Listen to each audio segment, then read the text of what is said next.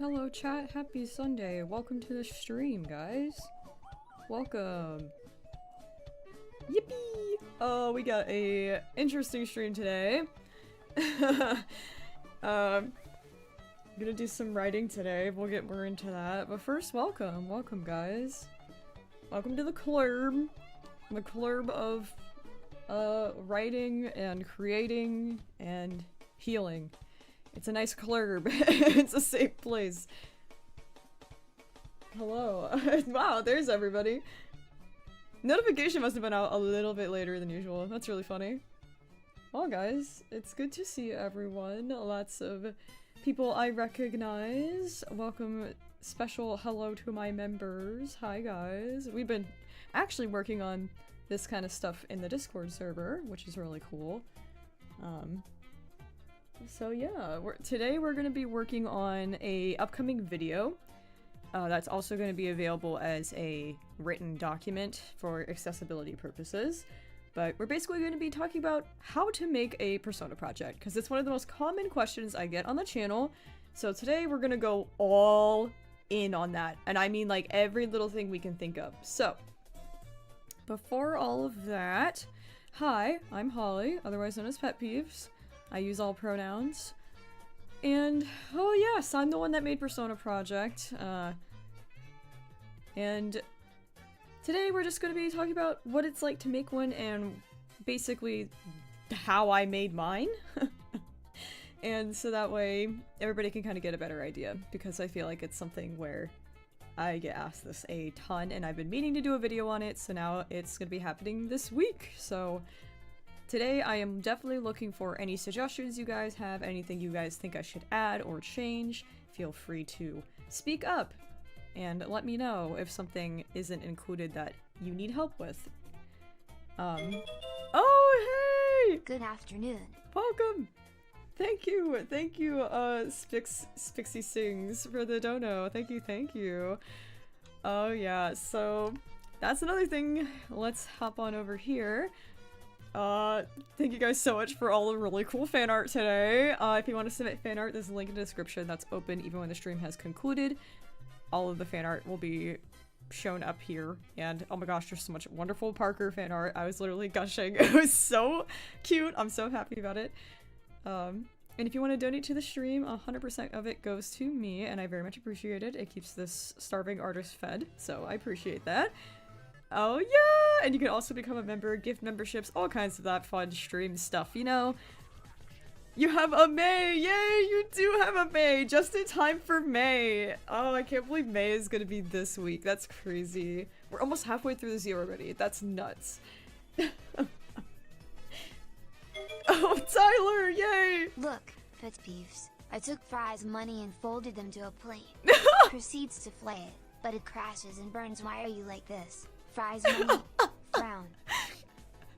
Oh my god, Tyler. You always have the most creative way. So that one was delivered via paper plane, like money plane. Interesting. Oh yeah, I do need to get some french fries though. I'm all out. I had smiley fries this week, so I'll have to go and get some more. Alright, so yeah guys. Full disclosure, I will start off with this document by saying, you know, obviously there's a lot of disclaimers to go along with this. I am not a medical professional, I am not a psychologist, I am not a therapist. I am in no way trying to make this information like law or anything like that. So it's just meant to be my personal experience shared in a creative way for entertainment purposes, informational purposes. This should not be a substitute for advice or diagnoses or treatments for mental health or medical conditions. Obviously, you need to consult your physicians, your therapists before making any decisions about your physical and mental health. And then, of course, if you're in a crisis, please reach out to the Suicide Prevention Lifeline or any local emergency services, alright? Trusted friends, therapists, all of those reliable resources are going to be very critical if you are in need. All of that being said, we won't be talking about anything entirely triggering in this live stream, so don't worry about it. It's very tame. It's just kind of going over general examples and things. It's nothing very triggering. I wouldn't include something in a guide like that. So,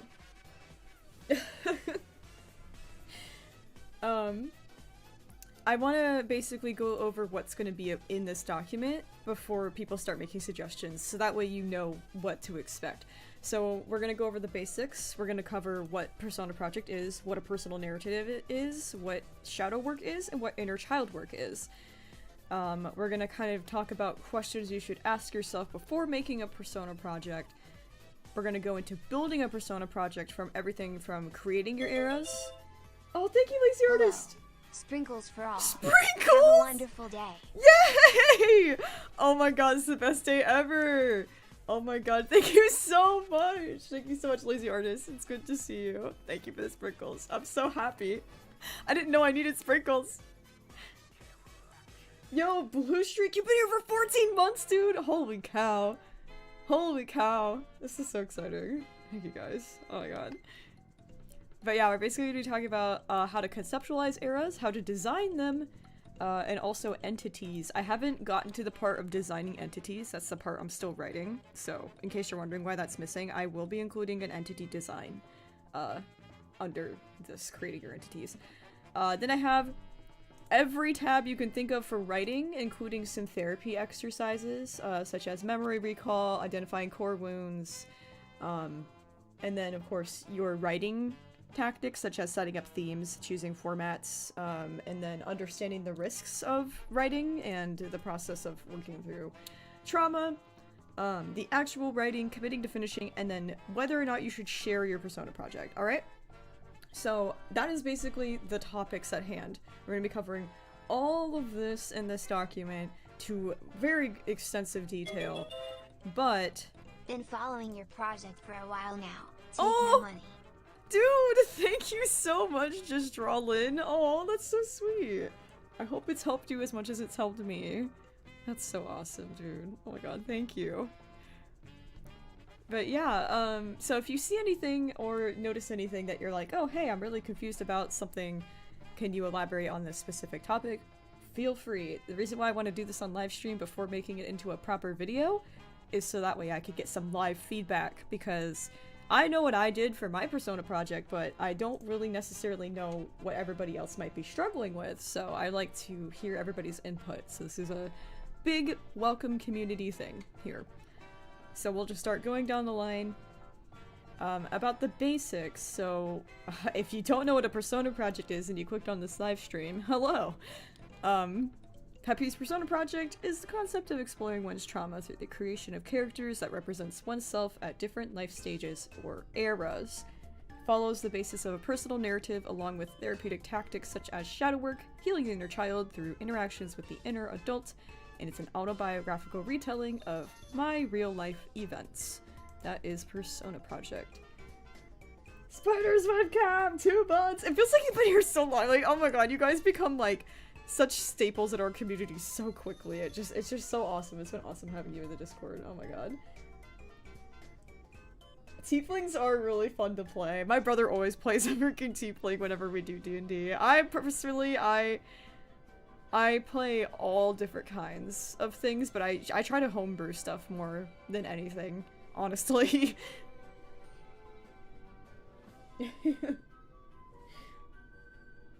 Oh, goodness. So, yeah, that's what Persona Project is. And I really want to go over kind of what these therapy terms are, because making a Persona Project is a therapy project, right? It is a therapeutic process. It is meant to be kind of something to use for your healing. I know there is kind of this discussion of people wanting to make eras for fun, and that's fine. That just means that this document in particular is not for you. And you don't need to call it a Persona project if you're not going to be using it for personal narrative purposes, you know? People are allowed to make personas. I mean, people make personas and personas all the time. You can do that for fun without it having to be a therapy exercise. But the point of my Persona project and the point of this guide is for people who want to use this for therapy and want to use this to grow and change and heal. So that's kind of the purpose, is why I'm explaining all of the therapy sides of this, because that is my intention here. Alright, so personal narrative is a type of writing where an individual recounts a true story from their life, often focusing on a specific event or experience that holds significance for them.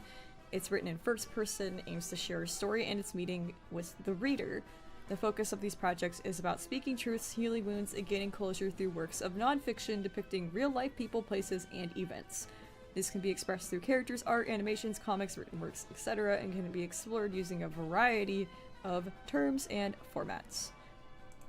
Alright, shadow work. Shadow work is a self-exploration process where individuals investigate and integrate unconscious aspects of their personality that they have typically rejected or repressed. These hidden aspects, or negative or undesirable traits, are explored to achieve a more complete and balanced sense of self. So this is about kind of accepting parts of yourself you don't like or have been repressed. And then inner child work, this is the big one. The inner child is typically described as a person's supposed original or true self, your childhood self, especially when regarded as damaged or concealed by negative childhood experiences. The inner adult is the counterbalance, and it represents the more emotionally reactive and vulnerable aspects of ourselves in present day. A lot of people refer to their present or current self as the inner adult. The work comes into play when the inner adult connects to the inner child and does reparenting tactics and self-acceptance exercises. So those are some basic terms you need to know about Persona Project, and these are the things that I drew from. Just a quick note, I have been in therapy for 10 years. I have been in therapy for a third of my life, and I have undergone a lot of these practices that you've seen here many, many, many times. So again, my personal experience isn't just a one-off experience. I feel like I am pretty much a master of these topics here because of how long I have spent working on them in my own personal life. So that is where I'm deriving most of this information from. I do have some sites and sources linked in very specific areas where I have links to websites and various platforms that you can look at for further details on subjects like these. So that's going to be at the bottom. I'm going to have a citation section. So this will be very much informationally sound, and it will have a lot of good sources to back it up outside of just my personal experience. So that is the basis from which we're going to start this guide, and this is the part that I think is going to be a little critical for a lot of people. This questions before you start. I get lots of questions of people asking if Persona Project is something they should do, or if they're considering it but they're not so sure. And oh, love mints, don't worry. I have an entire section about memory recall and what to do if you don't have long-term memory or you don't have memories from your past. You can still perform making a personal narrative without memories. So don't worry, we'll get to that. That is definitely in here. I included that specifically because my brother has suffered the same fate of trauma blocking things or not remembering anything from his past. And so I definitely wrote this in a reference to how I would tell my brother to handle it, from like just a place of understanding and compassion there. So we will talk about that.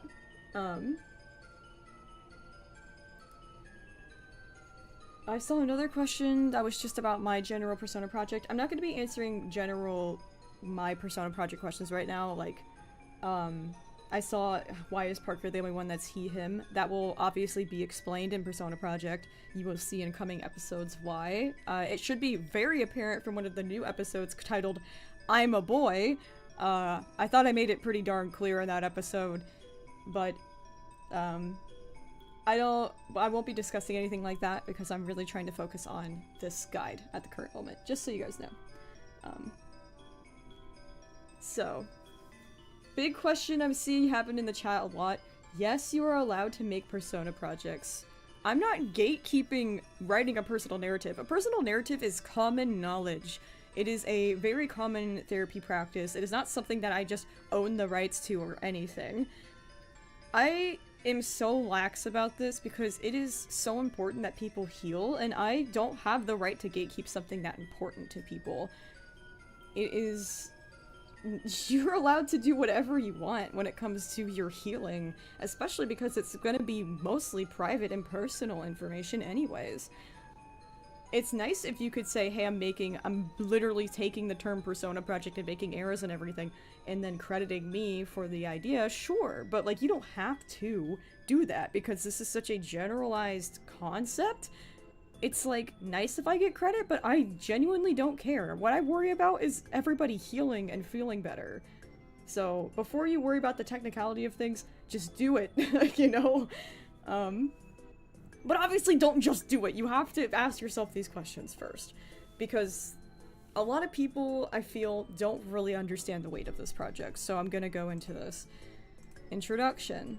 So you want to make your own Persona project. A personal narrative recounting your life events through the lens of eras that capture your life stages.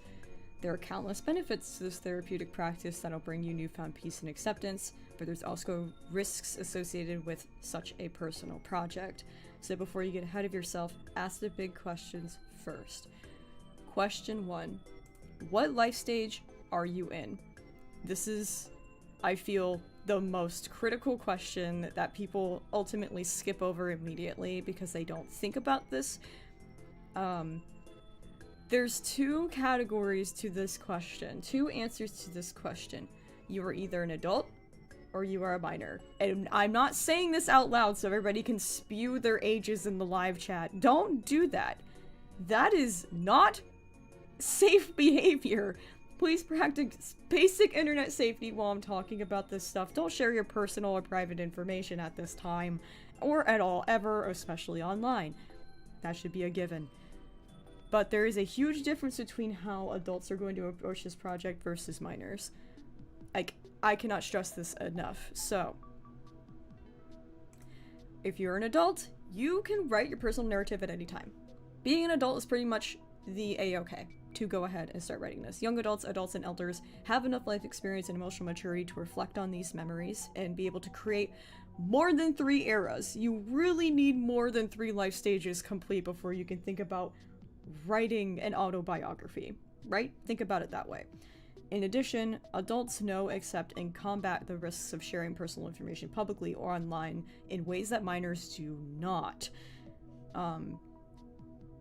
Also, adults have access to healthcare and licensed professionals to help and guide them through this intense process. Not to say that minors don't, but adults have more access to these tools, and these tools are extremely necessary for starting a Persona project, right? That's the reason why I think adults qualify more than minors. Now we're gonna go into the minors.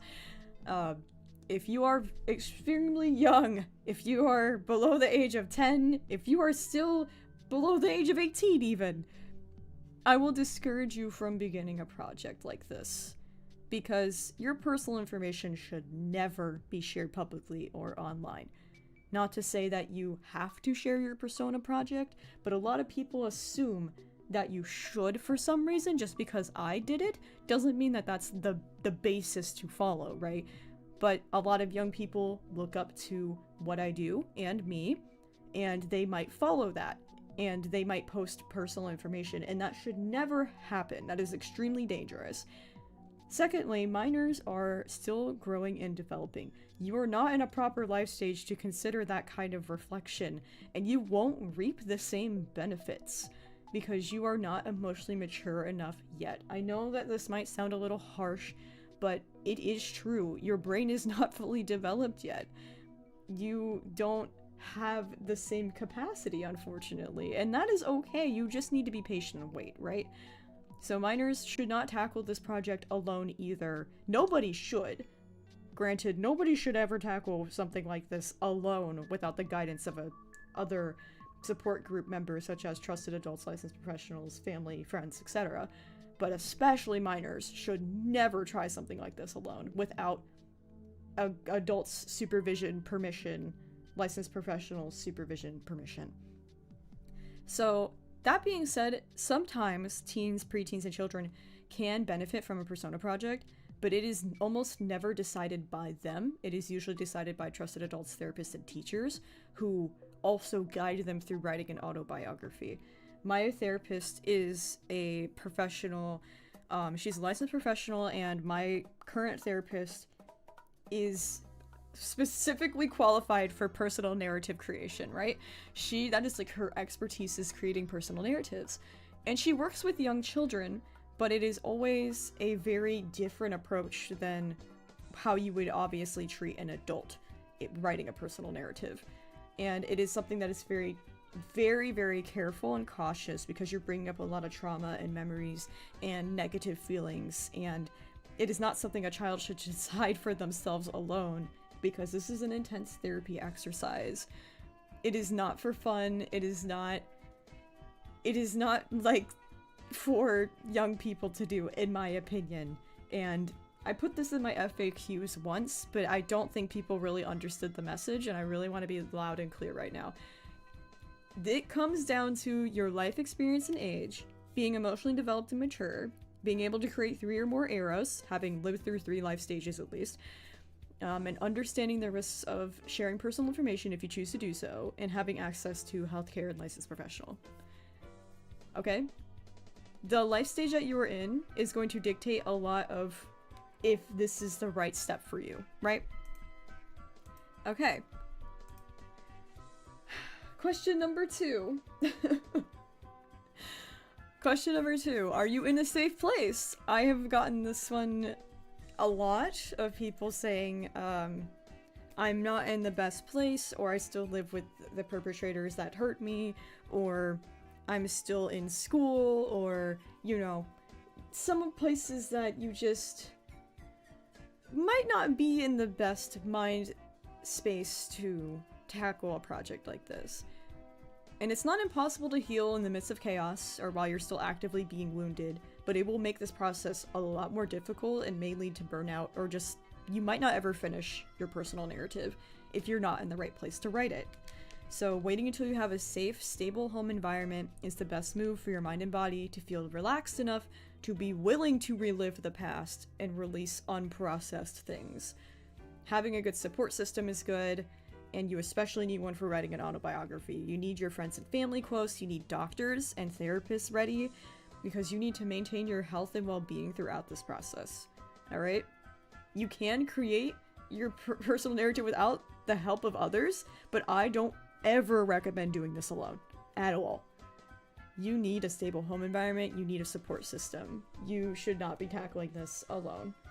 Alright? Question 3. Are you at the end of your healing journey? In my personal experience, you should start writing your life story when you're at the end of your healing journey.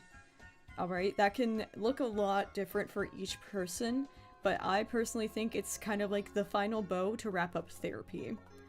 My therapist personally would not let me write my autobiography until I completed dialectical behavior therapy and cognitive behavioral therapy.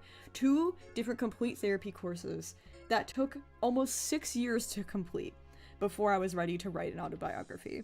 Because everything you learn in DBT and CBT is critical. They have all kinds of tools and skills you need to master before creating a personal narrative because of what you are about to open up inside of yourself, right? So if you and your therapist don't feel like you're close to graduation from therapy, it's not time to work on Persona Project, right? You gotta keep working hard, you gotta be patient, and telling your life story, you gotta wait for the right time. So you gotta wait till you're at the end, and you gotta complete some very basic therapy steps first, like CBT and DBT, to help you cope with everything that's gonna arise while you're working on this project, okay?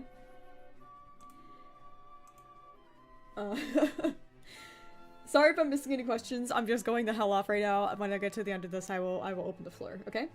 So, I saw Hound MTs. This document will be public, yes. I'm going to be making a full video on this by the end of this week, and this document will be available alongside the video. So I'm going to include a very comprehensive video and this guide that will be updated as needed, basically. Alright, so question 4, are you healthy enough for a Persona project? This is something that I feel like a lot of people don't consider either. It is an emotional and physical release. You will laugh, you will cry, and you will ache. Your body is going to relive everything that your mind does, and it'll process through things you'd never imagine trapped inside of yourself. And I really recommend being in good health mentally and physically before writing an autobiography, okay? You need to be willing to adopt this mindset, to adapt, change, and challenge your memories and your feelings while you're writing this story of your life. It's like shadow work. So you're gonna face the best parts of yourself, and you have to learn to accept your worst. You have to be in a really good mindset to just be able to welcome all of your eras, no matter how difficult that is. And it's a very large undertaking here. So you need good and physical health, you need to understand the risks of processing trauma and the effects, you need the mindset and willingness to accept change and challenge memories and feelings, and you need shadow work to accept the worst parts of yourself and past. Okay? Last question. I think this is a huge one that a lot of people also tend to misinterpret what my persona project actually is. What are your intentions for telling your personal narrative? What is your intentions for a persona project? If you're walking into Persona Project, the Mario music is here for your entertainment, for the sake of keeping this a little less serious. Okay? We love Coconut Mall. Anyways. If you walk into Persona Project, you're gonna be abusing a therapy tool that's meant to be healing if you walk in with the wrong ideas, okay? So you should never use a personal narrative to do any of these things. I know they might seem obvious, but for some people this is not. You shouldn't use making a persona project to get rich or famous, seek revenge or harm others, expose or dox those who wronged you, get attention or sympathy. You know, those are the more kind of malicious ideas. Of course, I really hope nobody thinks that way when they're trying to write their life story, but you'd be surprised. But the big ones here, the last three are ones that I very commonly see. You shouldn't be making a persona project to create eras for entertainment or non-therapeutic work. Like, you can make eras and personas and like fursonas and stuff without needing to call it a persona project or do any therapy work. In that case, you don't need a persona project. You just want to make eras for fun? Go for it. You don't need to do all of this, you know? You also shouldn't be using this to tell a fictional story. This guide doesn't exist for creating a fictional story. The reason why I made this guide is for telling a real, true, authentic life story, okay? Persona Project also should not exist to cure your boredom. You shouldn't wake up one day and be bored and say, you know what, I'm gonna tell my life story for fun. It's not for fun. It's not for entertainment. This is a really in-depth therapy exercise, and it should not be used for any of these purposes. Because your intentions will bleed through your persona project. This is going to be very personal. The whole reason why you should be making a persona project is you want to accept the past, you want to stop ruminating on all the quote cringe stuff that's happened to you and just reliving everything over and over again. You want to look forward to a better future. You want to love yourself, all parts of yourself. You want to grow your self-esteem. You want confidence. You want to reach self-actualization. You want to be seen, heard, and above all else, believed. This project should exist as a story of your truths and bring closure to your life left untold. That is what Persona Project should be. Okay? With all of that out of the way, if you guys have any questions about the questions, this is questionception, feel free to ask.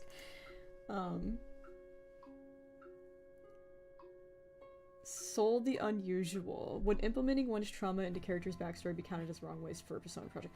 Absolutely not. No. You are creating fictional characters with facets of yourself. That is a really great way to process trauma. That doesn't count as a persona project. That's like little fragments of you being expressed through a character fictionally. That is an entirely different thing. Persona Project is a personal narrative. Unless you are literally making that character a self-insert and rewriting your entire life through the lens of that character, that might be considered more of a persona project, and this guide might help you. But if it's just a character's backstory that's has a couple of things you relate to, that's not a persona project. Don't worry about that. That is completely okay and very normal practice in my artistic experience, honestly.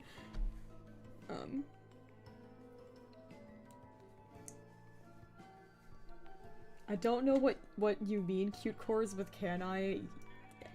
Anybody can make a persona project if that's what you're asking. This is the questions of who should and when you should.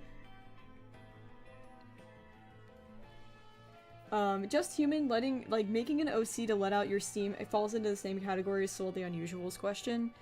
You absolutely should do that. Yeah, absolutely. That's not a persona project, that's just something artists do to vent. That's like a vent character. That's totally fine. Like, that's just, I don't think that constitutes a persona project. Again, persona project is a personal narrative. It is a story of your life.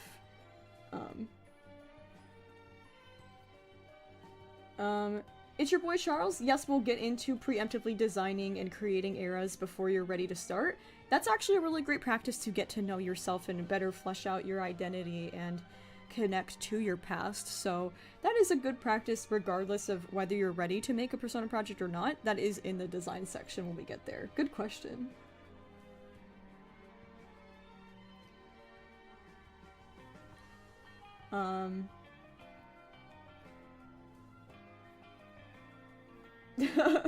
See, like, there's some really good examples in chat of, like, how you can create characters that have little hints of your trauma sprinkled about, but aren't entirely you. Persona Projects is meant to be you. Just because I have Wild Child as my inner child doesn't mean that she's not me. She is me. She's just representing a young version of me. You know? It's a very different idea. If your OCs are OCs, they're characters. They're not you. Or, you know, alters or anything like that. So it is completely different.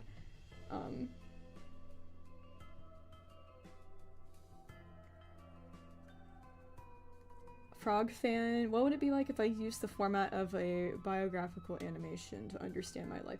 See, that falls under Persona Project, I feel. That you could use this guide, I feel, because then you could better understand a part of your past. Like that, because it's so personal, because that is a personal, like, actual story of your life, yes, you would probably benefit from this. Yeah, and the Puff, great example of not needing to consider it a persona project. You can design your inner child, like, as the stages of your sona. Absolutely. You don't have to have a persona project to go along with your eras. You're allowed to just create stuff. Nobody's telling you how to do that, you know? Persona project isn't a therapy term, it's just something that I called my personal project. Because that's what I called my personal narrative. It was just my personal project. And the word persona is in personal project, so it's just the way that I call it. It's not a therapy term, it's not nothing that's used in the professional world, it's just something that I use because it's what I called my project, what I called my personal narrative. Lamb autopsy, if you don't know who you are exactly, honestly, when we get to the creating your eras part, you might benefit from a little bit of that exploration side of the era's conceptualization. It might help you figure out a little bit more about yourself. When I started my Persona project, I did not know who I was outside of my trauma. I didn't have an identity. And I started from absolutely nowhere, and now I have all these amazing facets of myself that I really, truly, deeply understand and love. So hopefully throughout this process, you might be able to figure out yourself a little bit more.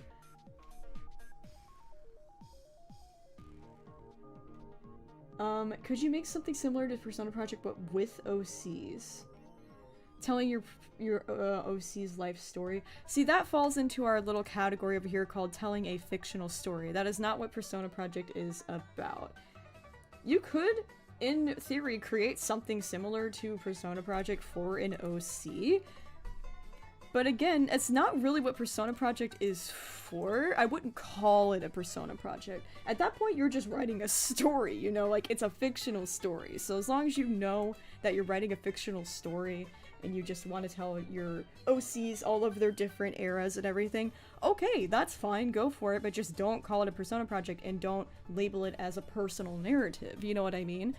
It really comes down to the definitions for me when it comes to how you're using the terminology and the therapy tools. If you don't need the therapy tools, don't use this guide, just write your OCs, you know? Could you be able to hop between eras to process things from easiest to hardest? Oh yeah, no, your local Star Witch, we will get all into that, don't worry. And Survivor's Log, if you can't remember that much, don't worry, we will also get into that. It is okay if you don't remember literally anything, it's perfectly fine. So, I'm gonna hop back into the document. Thank you guys, really good talks here, really good questions.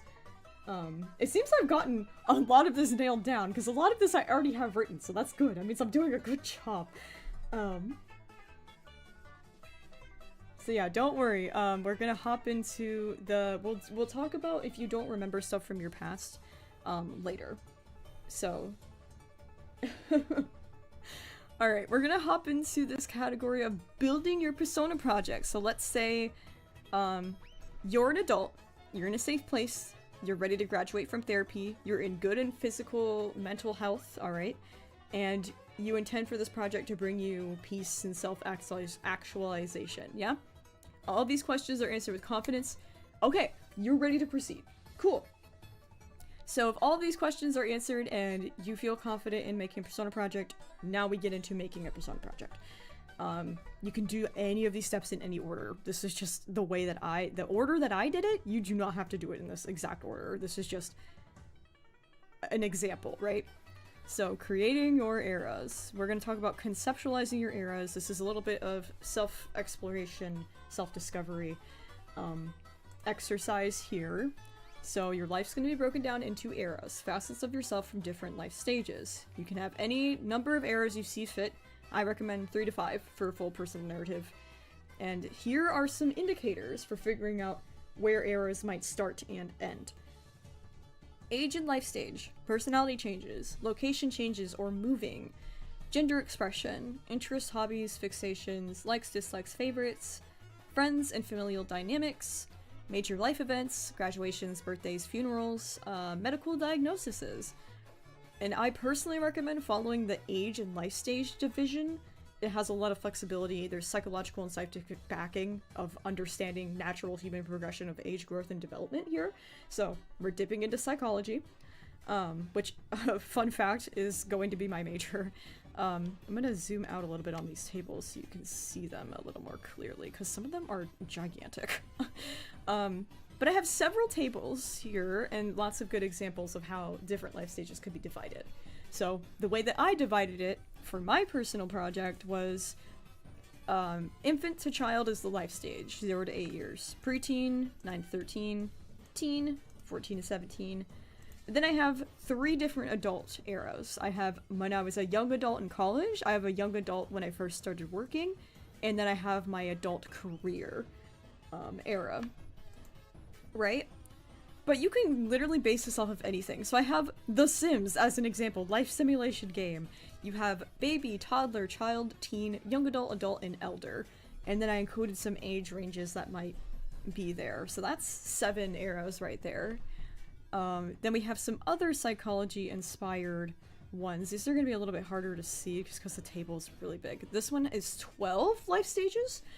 So you have infancy, early childhood, middle childhood, late childhood, adolescence, early adulthood, midlife, mature adulthood, and late adulthood. I personally don't like the 12 stages of life, just for my personal preference. It feels very odd that you get 4 child eras and you get 1 adolescence. From 12 to 28 years is crazy for like 1 era, in my opinion. Like, that's nuts. For like your entire preteen, teen, and young adult, adolescence is crazy for like 1 era. But if you feel like it fits you, go for it. I personally prefer a little bit more of the Eric Erickson's psychology life stage development, where you have infancy, early childhood, play age, school age, adolescence, early adulthood, middle age, and old age. So those are some like hardcore like very technical examples of how to divide up eras. I know that's kind of the most difficult part for people to understand, like, when eras start and finish. Eras could be as long as or short as you see fit. Mine follow a 3 to 4 time period, outside of, like, my inner child, who is 8 years, but it's like, it's basically like having 2 eras in one, Wild Child was. Mostly because for the first 4 years of your life, you don't remember squat, because you're like, I don't know, an infant. So it's like, yeah, like, I have 4 years of Wild Child where I was, like, actually a conscious human being, and then the other 4 years was, like, I was a baby, right? So that's why I made my inner child 8 years long. Even if you feel like you've really drastically changed, like, example, like, if you feel like you were a different person every year in middle school because of how different phases were in middle school for you, that could still be captured in one era. That can still be one era. And, like, a good example is Blackbird, right?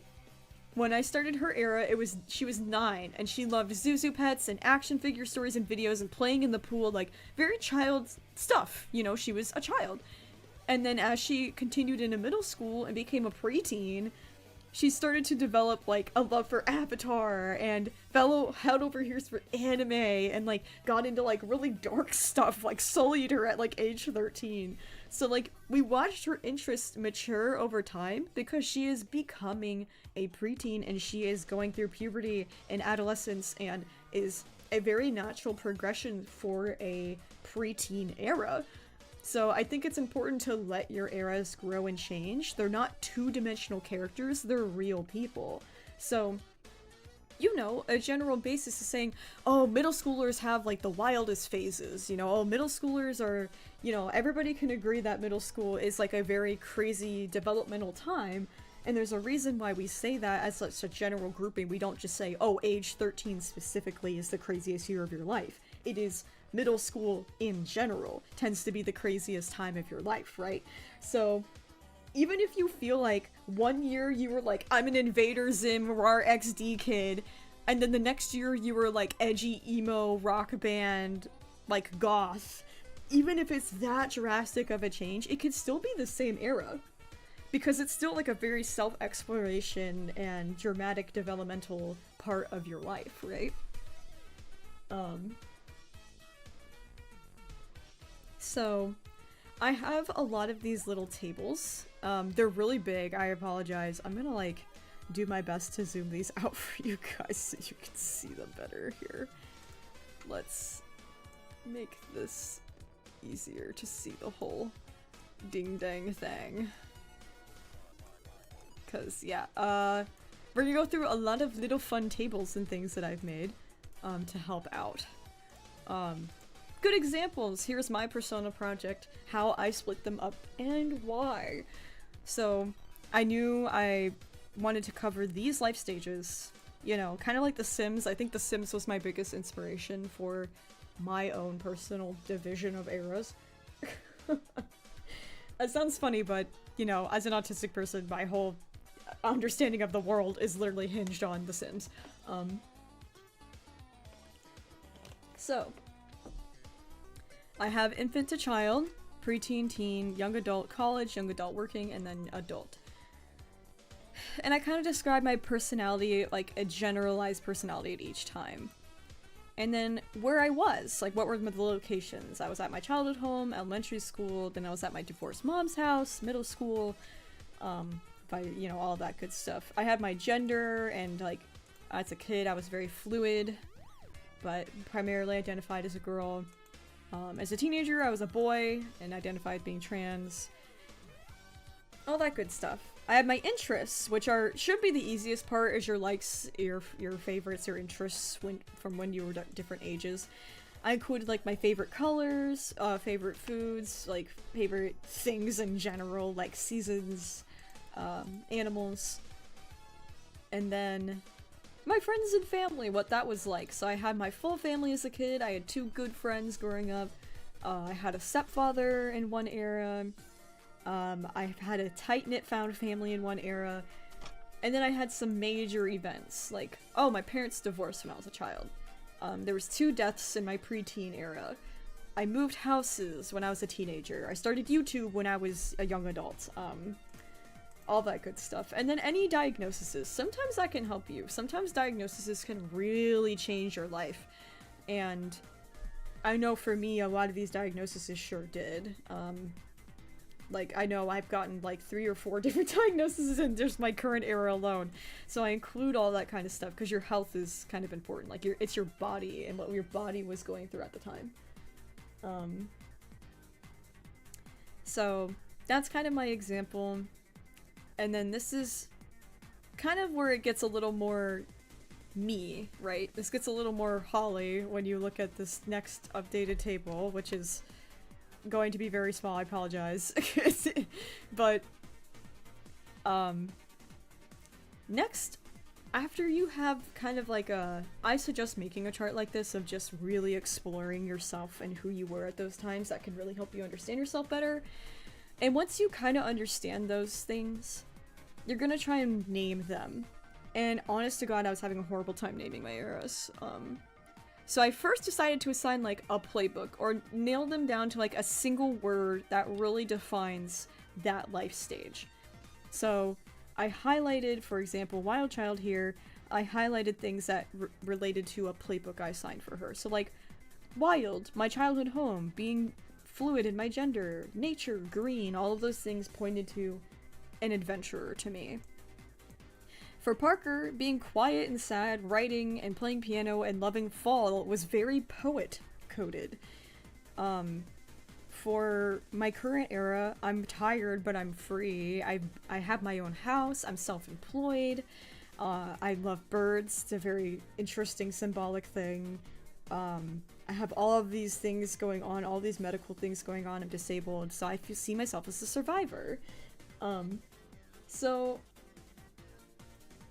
like, what did I use to make this chart? This is all on Google Docs, y'all. Like, I just Google Doc, insert table, boom. That's how I made this chart.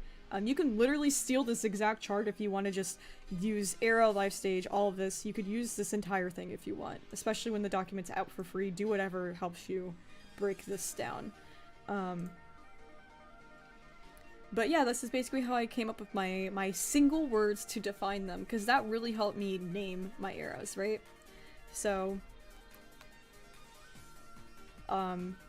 the adventurer, it was determined by having, like, being wild and having nostalgic memories of my childhood home and being fluid and exploring nature. And my room was painted green and everything, to me, ties to adventurer. And from that came her name, Wild Child. She was my child era who was wild. And naming your era should be really personal. These are just kind of suggestions to help you if you're struggling. Like Blackbird. I named her after a song I sang in chorus at school. And my teenager era was named and designed after my beloved OC I had in Parker's era, named Parker. So here's some ideas, right? You can use synonyms related to your quote playbook or the single word you assign to them. You can use names from beloved characters from TV shows, toys, OCs, song titles and lyrics, online usernames or names based on them, alternatives to birth names, something similar but not exact. Old preferred names used during gender expression, if it's not harmful, if it's not like a dead name that's upsetting to you. You can do notable features of locations at the time, like your state bird at the time, or state flower, or something from like your childhood home that was unique, that you want to name yourself after, like that era after. Favorite holidays, idolized figures, or fixations of that era. Nicknames or titles that you earned during that era. A great alternative for Wild Child probably would have been Munchkin, because I was called Munchkin a lot by my peers in elementary school, because I was very short. I couldn't even reach the door handle in kindergarten. I wanted to be door holder, but I couldn't because I was too short, and they'd call me Munchkin. So that would be another alternative to her Wild Child. I would probably name her Munchkin if I didn't name her Wild Child. You can't really see the full chart. I'm trying. I just don't want it to be so small you can't read it. But basically I got my name meanings of each era from very specific parts of this very full chart. So Wild Child obviously was just from the personality and the life stage. My personality was wild, my life stage was child. Boom, Wild Child. Blackbird I named after my middle school chorus song. Parker was from an OC that he wrote. Hawley was my YouTube name that I went by because I didn't want to go by my real legal name because I started my YouTube when I was a minor. So I wanted to protect my identity. So Hawley was my online name. Haley is my birth name. And my playbook for Haley's era is the mother, so it makes a lot of sense to use birth name, mother being my true authentic self, like being my actual, who I was, you know, from birth. So that made a lot of sense to me. And then Robin was literally named after the state bird of the place I moved to. And like birds were also just a big like freedom motif and stuff. It all ties in for me, and it's gonna look really different for each person. But these are just some general ideas of how to kind of name your eras in case you're struggling, because I know that's something people struggle with a lot. All of the conceptualization aside, if you guys have any questions about creating them, now is a good time to ask. I will go into the design aspect in a moment.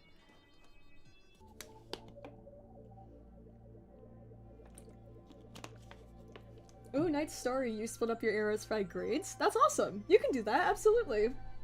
That's a really good way to do it, because you sometimes can remember, like, things from grade school versus middle school versus high school really vividly. That's a really good way to split up life stages.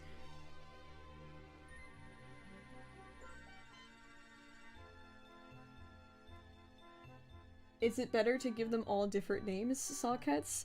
I'd say so. It makes it a little less confusing, because the whole purpose of compartmentalizing parts of your self on this timeline is so that way it's easier to digest what's happened to you and really focus on very specific parts of your life. I personally do recommend naming them differently. You know it's you at the end of the day, you know you're one person, but naming them differently can help you at least identify who, like, what part of yourself you're talking to. Like, good example is the other day I got really irrationally upset about something, right?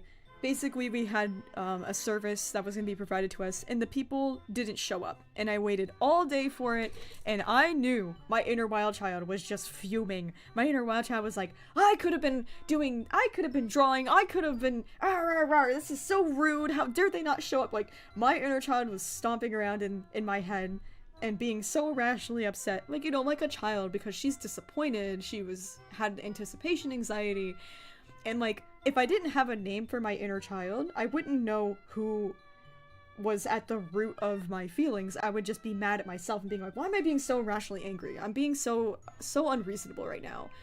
But instead, I have the skill to look inside and go, oh, you know, this is probably just wild child being upset. I just need to reparent her really quickly and say, hey, it's okay they didn't show up. Maybe they're busy. Let's hope they're okay. You know, let's look at this from positive lens, and now that we know they're not coming, we can do X, Y, Z. I personally just find it really helpful to have separate names for them.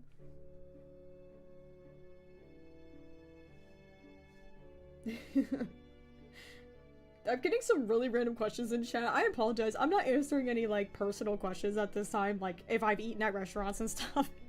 I'm just working on this project today. So, I apologize. I see your questions, I'm just not answering that right now. Nina Tempo? Absolutely, you can make a persona project if your trauma isn't super severe or anything. Absolutely. This is for everyone at any kind of level of experience. Like, there is no right or wrong way to tell your personal life story, and just because you believe someone has it worse, you really need to look inside yourself and ask why. Why do you believe that? Why do you think that your trauma is lesser than someone else's? It's still trauma. It is trauma at the end of the day. It doesn't make you any less worthy because you have, quote, suffered less than others. Comparison is not going to help you in this scenario. So just know, if you have gone through any trauma, doesn't matter what kind, what level, it is your story and your truth, and you do not need to compare yourself.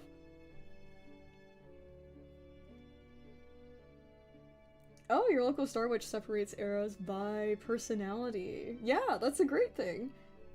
I think it's really great sometimes you can look back and remember how you were like personality-wise. And you notice shifts when you're like, wow, I used to be a really edgy teenager, but then I grew up to be a really sociable butterfly kind of adult. You know. Ooh, MJ has their eras divided by aesthetic styles. Nice! Yeah, my rooms played a really heavy role in how I designed my eras because of how different my aesthetics were in each era.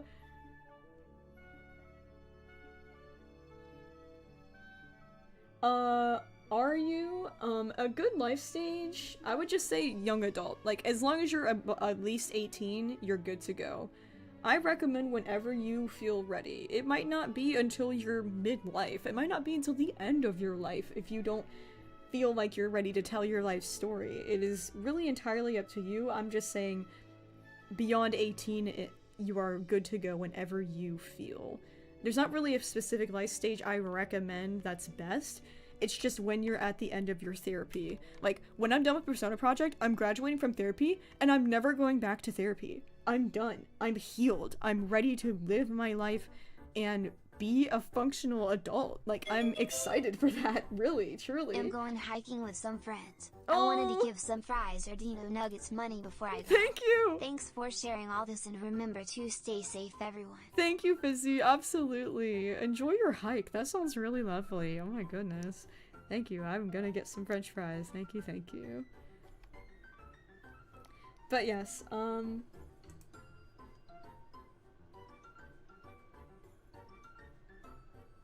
sorry, I'm trying to catch up on chat.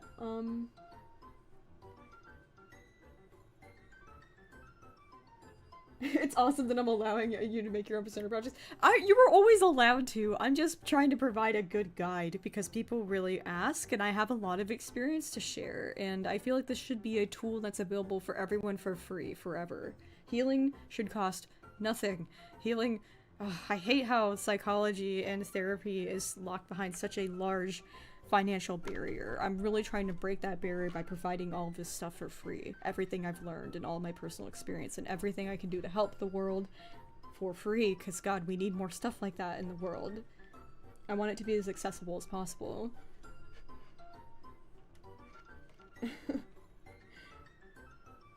Alright, so Pastel Softy, you have very good questions. We're gonna get into designing the eras next. So, Random Phantom, we also will talk about the entities. I have a whole section for that, don't worry. So let's just go ahead and get on with that, since those are the common questions that are coming up now. So after we conceptualize the eras, we're going to talk about designing them. And before I begin this part, this is just my personal experience. Again, this is just what I did, and it's not exactly what you have to do, right? So I don't want everybody coming into this being like, oh, I have to follow this exact guide or else my eras aren't going to be like good or whatever. No, like this is essentially character design, and this is essentially like how to make it the most personal and good experience for you and your own personal way. So these are all just a basis, a guideline for you to follow, and it is entirely up to you how you choose to represent yourself, okay? So here are some really good practices for exploring character design for your eras. I realize I need to like bold this. There we go. So building color palettes off of favorite colors, room colors, themes, aesthetics, etc. Recalling clothing styles or preferences for that era. Basing hairstyles off the ones you had back then. Looking inwards and asking your eras how they want to be represented. Asking favorite or using favorite animals, cartoon characters, or OC traits. Choosing symbolic design choices, such as literal masks for neurodivergent masking. Reusing old persona or fursona concepts. Special trinkets that they carry or wear from impactful events or people. Giving eras things you wish you had, but did not. Like a specific haircut, or piercings, or tattoos. You can choose to keep some details consistent across all eras. I do recommend this a little bit. All of my eras have green eyes because we're the same person, and eyes are the windows to the soul. So I recommend having at least one detail that connects all of your eras to kind of signify you're the same person. But that's just a personal thing. You really don't have to. I just recommend it. That's why all of my eras have the little one hair out of place that kind of emotes, because I'm trying to signify that that's me. And so I have the green eyes and the little, I call it a doinker, the little hair out of place that I draw.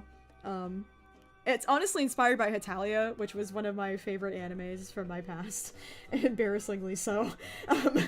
So it's like, it's very important little details to me, but they're on every one of my eras, right?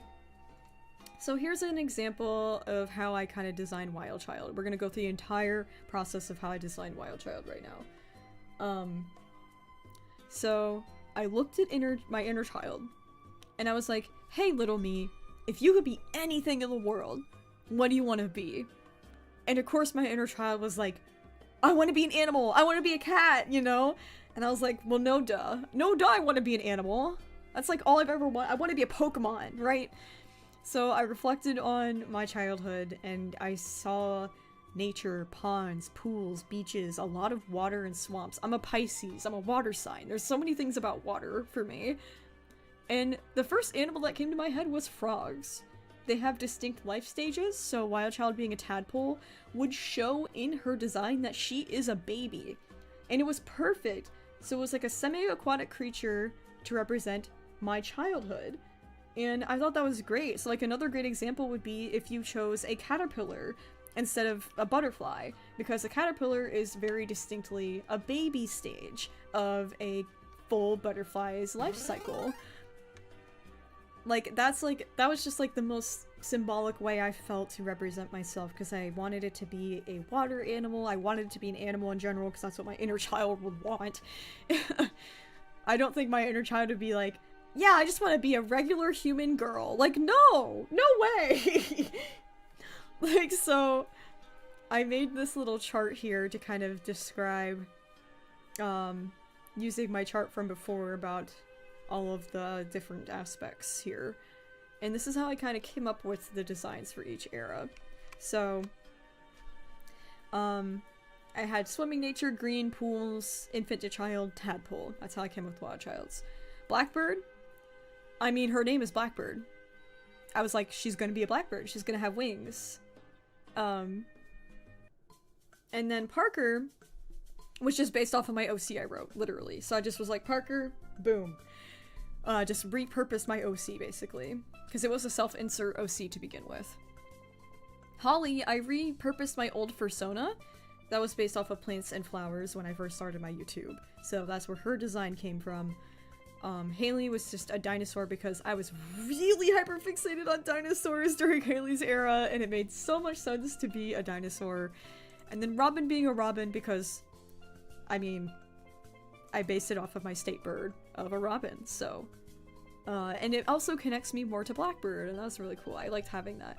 So, I know it might seem a little weird that I have two bird eras, and like when I could be anything on this earth, I chose two of the exact same kinds of eras, but it just works for me. It doesn't have to all be different. There can be overlap. If you want to be a cat the entire time, be a cat the entire time. It does not matter. They don't have to look too visually different, but I found that has helped a lot with creating my eras, because if they look too similar, I had a hard time. This is kind of sad, but me being very dissociative, I had a little bit of a hard time loving them as much, because I very much love fictional things, and I get more attached to fictional characters than like literal real people sometimes. It's part of my AVPD. And I found it a little bit easier to love something that looked less like me, because I had really low self-esteem when I first started Persona Project, so I created a character that I knew other people would really love and adore, and somebody who I could see a little bit of myself in, but not too much that I would start hating it, because I really didn't like myself, unfortunately, before Persona Project, so that's a huge reason why none of them really look super like me. And that's just a personal choice. Again, at the end of the day, you can make them look as close to how you actually looked if you want, or very different, or who you wanted to be but never could be. Like, there's so many ways you could do this. I know it's very open-ended, but I did provide as much examples as I could. So here's a little bit on how to draw. So if you draw, and you want to draw them, here's kind of how I broke down creating Wild Child. So I knew as a child I had, basically this exercise, you don't have to do this, this is just something I found really helpful. I really recommend drawing your eras as close to reality as you can, the first design. Draw how you looked back then, almost exactly how you look, like a self-portrait, and then start changing things. So use real life as your basis first, and then start designing. That helps a ton when you have no idea where to start, because you already lived it, it already happened. You know what you used to look like as a kid. You can just draw a self-portrait and then start changing things that you see fit. So as a child, I had wild, unkept, curly hair. It was messy, it was dirty, I was covered in freckles, and like with the amount of sunlight I got as a kid, my freckles were really prominent, and my clothes were small. I was neglected. I never wore shoes because my shoes were small. I played pretend. I'd wear capes made of towels, and I'd make swords out of cardboard. And so I translated some of these true-to-life details to Tadpole Wild Child. I made her green because she's a frog, and the freckles were all over, but I really wanted the freckles to be really prominent on the cheeks, because that's one of my favorite features about myself, and I really was trying to do more self-love in this project, so I tried to highlight the things I actually really liked about my physical self. And I always knew a symbolic part of my design was gonna have to be masking in some kind of way because I'm autistic. And I was like, you know what, for her, her hair covering her eyes makes a lot of sense. And so the original outfit was like true to life. A small t-shirt, short shorts, you know, stuff that wasn't really super comfortable to me. So I changed the design to have overalls because I used to love overalls. I have a very specific episode called Boy Oh Boy about not wanting to wear a shirt with my overalls because I wanted to be a boy. And like, I have a lot of fond memories of my overalls, and they're very gender neutral, so I chose that. I honestly, with the colors I chose for her, I based it off of Mario, because the first game I got in the first Game Boy, I found in a park by the grace of God. I found a Game Boy, and the first game I ever had on it was Super Mario for the NES, and so Mario and Nintendo has a huge impact on my childhood, so I literally based the overalls colors based off of Mario because it's a huge part of my life. And then the final design got that little tadpole tail because she's a tadpole and I love animating tails. So, oh god, my voice is dying. Water!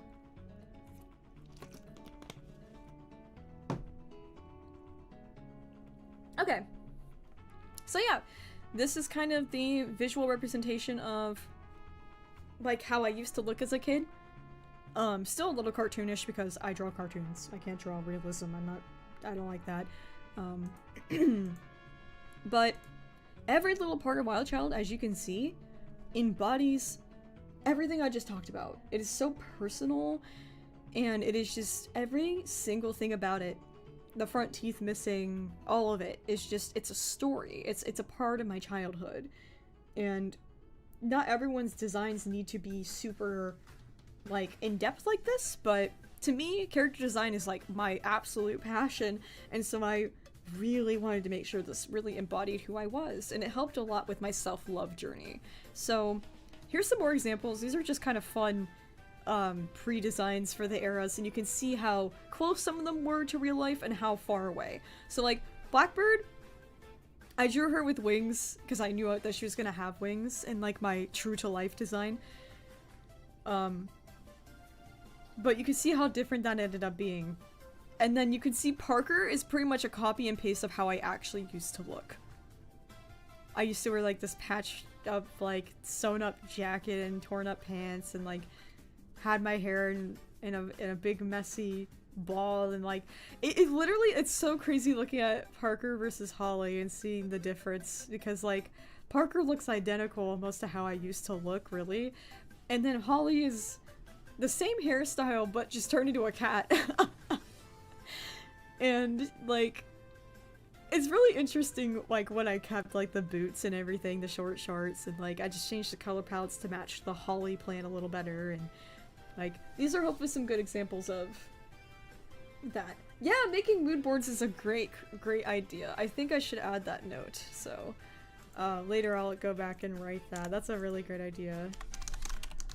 Because I have mood boards for my eras, and I love them, and I would love to talk about mood boards, because they're very nice. It's an aesthetic kind of thing. So I'll put that note there.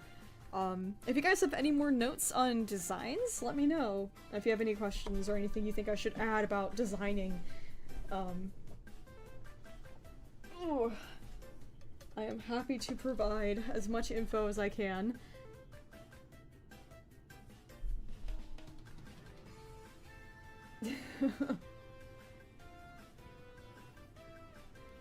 My inner child's an Eevee. Oh, that's so great, Leaf. That's awesome. That's perfect because it's just like Eevee can turn into so many different things and like, oh no, that's great symbolism. That's beautiful. Your inner child is a lamb. Iridescent grace. Oh my gosh, that's awesome. That's perfect. A farm girl growing up. Oh my god, that's so perfect. Yeah, and lambs are very symbolic of innocence and childhood. That's so great. No, and that's also has a very distinct life stage. Like, that's great.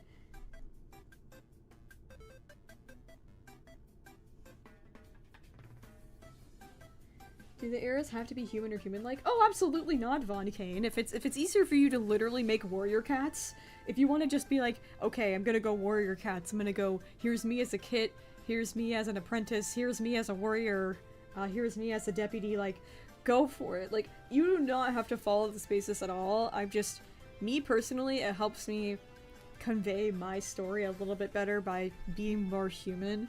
But you can go as far off the deep end with furries or non-human creatures as you'd like.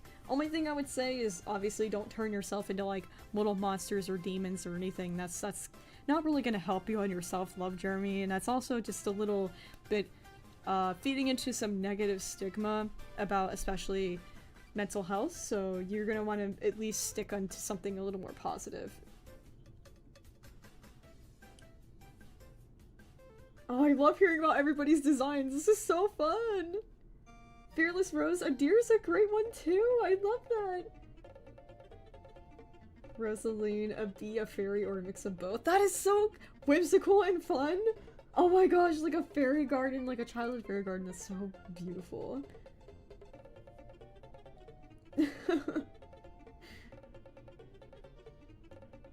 Oh, a dog shark, shy and hyper-aggressive. That's awesome! That's really cool that you know yourself well enough to be able to be like, you know what? Combine animals, boom. No, that's even a better idea. You could literally just be whatever you think. If you're multiple animals, combine the animals. If you're multiple different things from different, like, hyperfixations, like, go for it. Like, just combine all parts of you and make it very personal to yourself.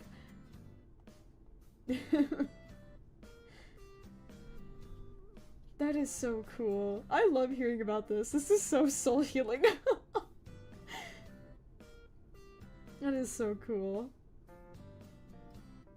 Oh, Alistair, yours is an ocelot! That is so awesome!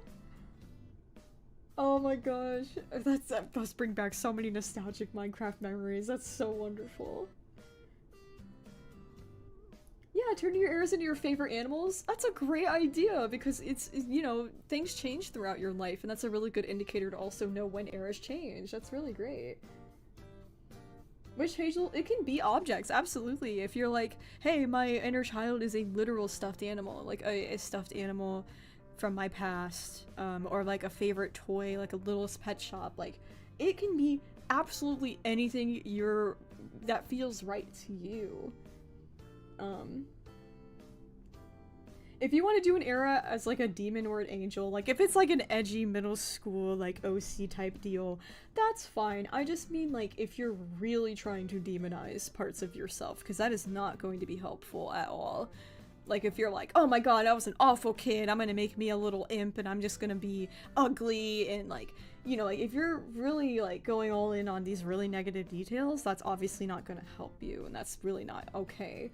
But if you're doing it in a way where you're like, oh my god, little me would love to be like a half demon, half angel, like, emo hair, like all this stuff. Like if you want to go all in on that, that's completely healing. Like you should hinge it on whether or not it's going to help you. If you think it's going to help you, go for it. But if it's obviously some kind of harmful thing, don't do it. Your inner child's a creeper from Minecraft. That's awesome. Everyone is no, literally, MJ. Everyone is so creative. It's so awesome. Thank you guys so much for sharing. This is really cool. This is so cool. Oh, I love hearing about all of your stories, and like, it's great because that means you guys are already doing the hard work of understanding how to make a design really personal and how to like make it your own, which is great. Alright, so the next section I don't have as fleshed out. This is the part I was still currently writing.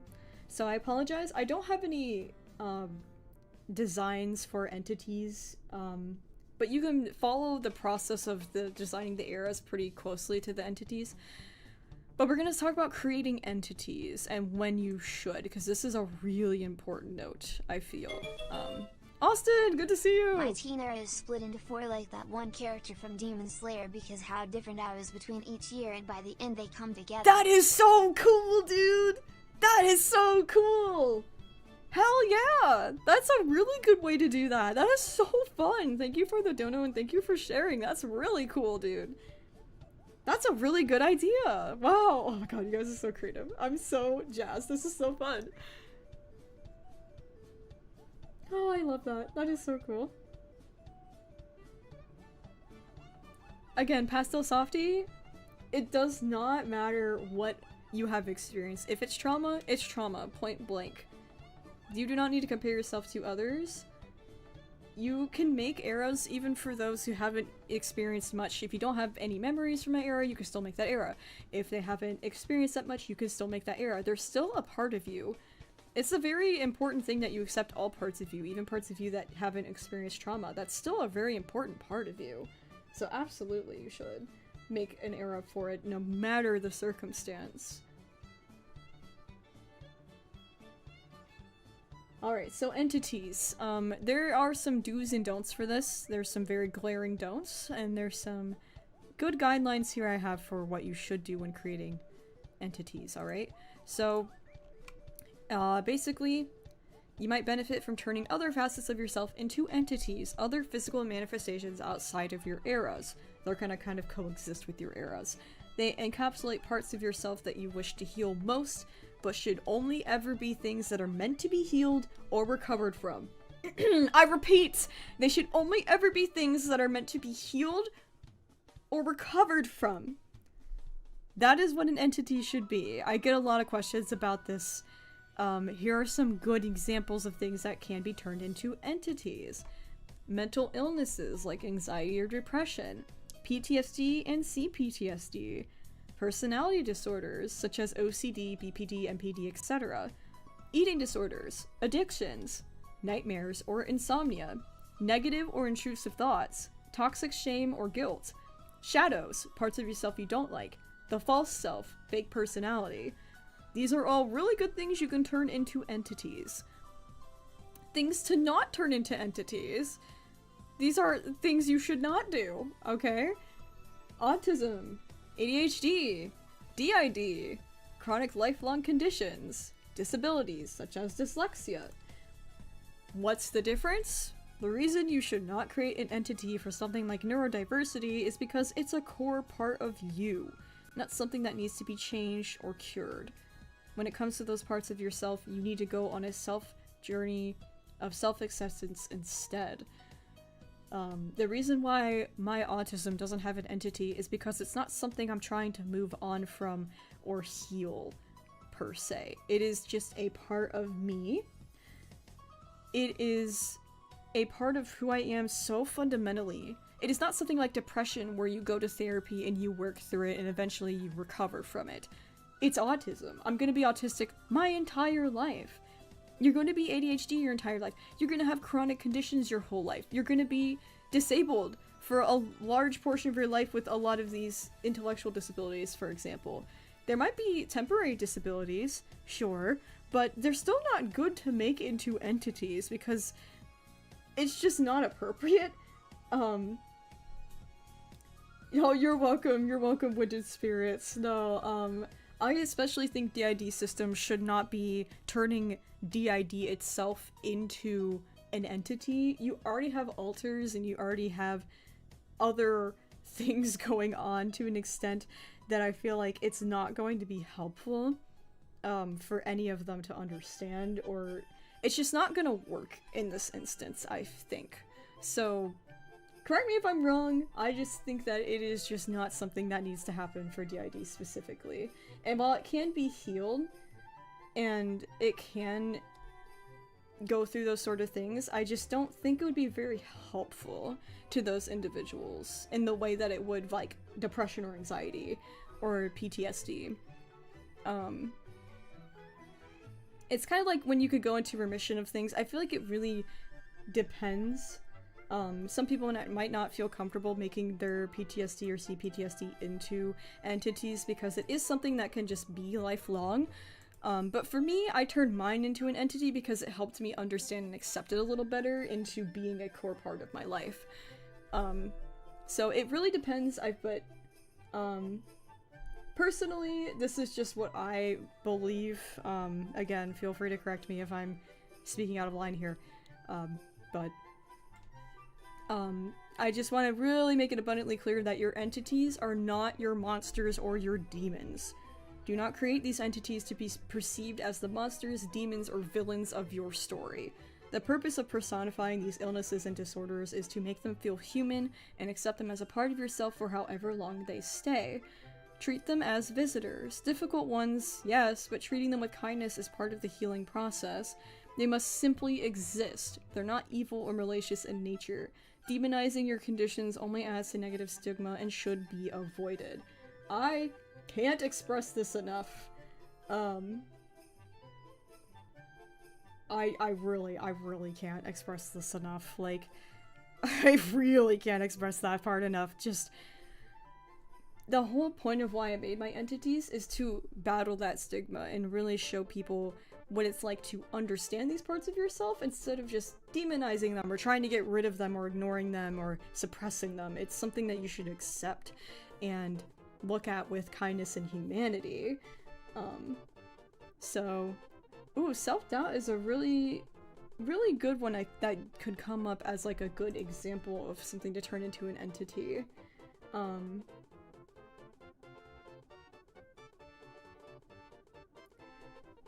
Sorry, I'm just trying to catch up on chat.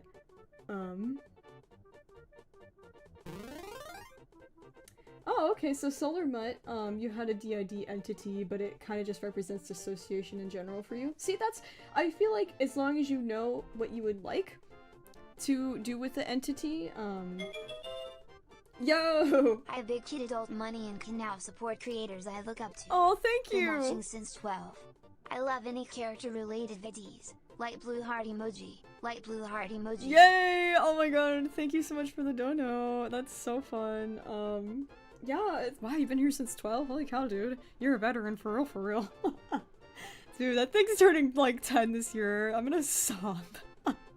Dude, May 18th, it's gonna turn a decade. I'm gonna sob. Oh, I can't believe it. Thank you for the dono. Gender dysphoria is an entity of yours. That's another really good one to turn into an entity. Yeah, I'm just on the cusp with DID because I just don't know who it would benefit in that way, because it is so, you could enter like kind of like stages with it and go through remission, but it is something more lifelong. So, and that's the reason why I just put it as a non-example. I feel like those with DID know whether it's going to help them or not. So obviously this is all for your call here. But yeah, these are solely meant to be here for helping you, and if they're not helping you, don't make them, obviously. But figuring out these entities has been like a really interesting project within the project for me, because I just generally never thought about personifying like my depression and anxiety. That was where I began, was with my depression and anxiety. Taffy's multi. Oh my gosh, I remember you from Art Fight. That's crazy. It's good to see you, dude. If you've never been diagnosed with something but have traits of it, could it be an entity? Absolutely. I honestly think making an entity might help you on your actual diagnosis journey and exploring that part and figuring out if it really is something that you have, right? Because all diagnoses start with self-diagnosis. You have to have something to go off of. Topic, but this song playing in the background reminds me of the Yoshi's Happy God song. It kind of does. A lot of this music does. Sachi Coco, thank you for the dono. God. But, oh gosh. Oh gosh, what was I saying? Oh no. Oh no. But no, I think when it comes to getting a diagnosis, honest to God, the first step you have is self-diagnosis, because you have to at least have some idea of what might be going on. For example, you know, if your throat hurts and you're stuffy and you're tired, obviously you're gonna start trying to figure out what's wrong and say, oh, I must have a cold, let me go to the doctor and confirm that and get medicine for that, you know, get treatment for that. So you treat it the same way, right? You want to like do a little bit of exploration, a little bit of skepticism, and a little bit of trying to understand it in order to get the diagnosis at all. So I think it would be a good exercise for you, even if you're not entirely certain if you have these things, to kind of explore them through these entities and like a sense of understanding and acceptance, right?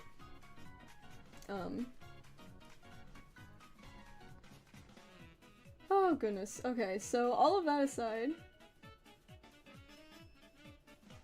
yeah, Orphan EXE, I'm glad you understand that. Like, yeah, the especially like with DID, a lot of personality disorders come with a lot of facets and sometimes come with other disorders within the disorder.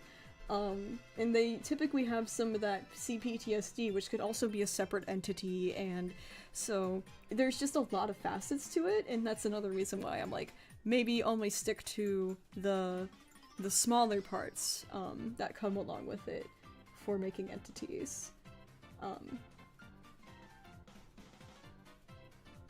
But yeah, Coconut Mall is back. I don't know why it's playing again. That's really funny. Yeah, it's the second time it's played the stream. It's really funny.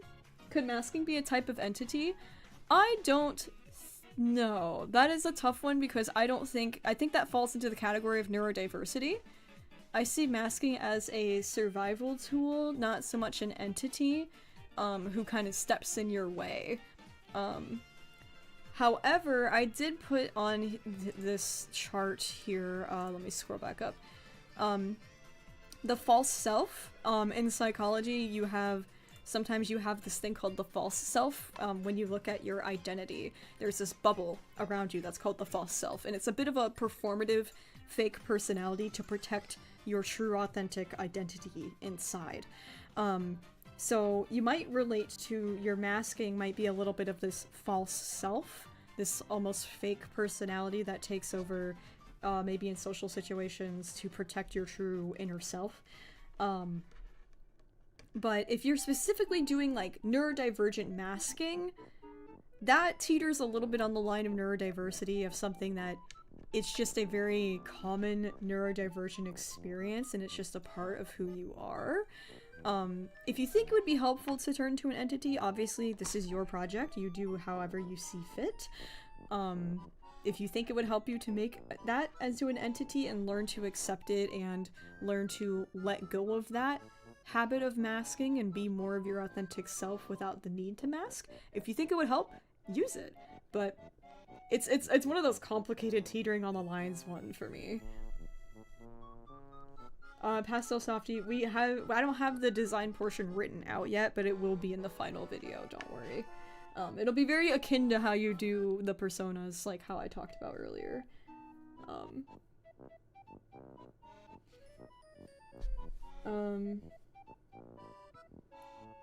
So yeah, I will talk a little bit of how I came up with a little bit of the appearance in the concepts, so we will get a little bit into that. Ooh, a burnout entity. That's a really good idea. Like, even if it's artist burnout, that would be an interesting one, because you have to think of them as visitors, right? They come and they go, It's just, for however long they stay, you have to figure out how to live with them and accept them as like a part of who you are. Yeah, RSD would be another really good one.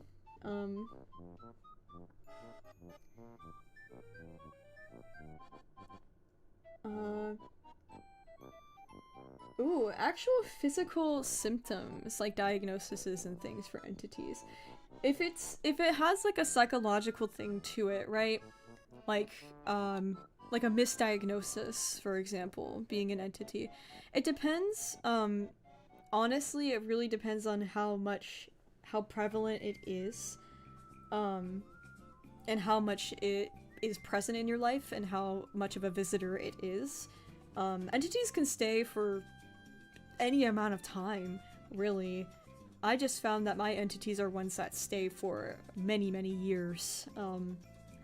So if it's something that really affects you like that, and it would help you to understand it and accept it by creating an entity, that is the whole reason why you should make an entity. If it's something you want to heal, recover, or accept, a part of yourself, right? Outside of your eras.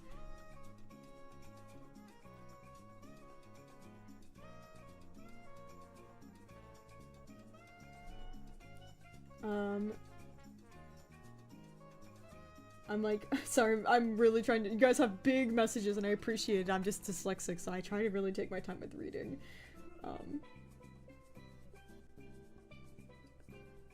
Oh, goodness.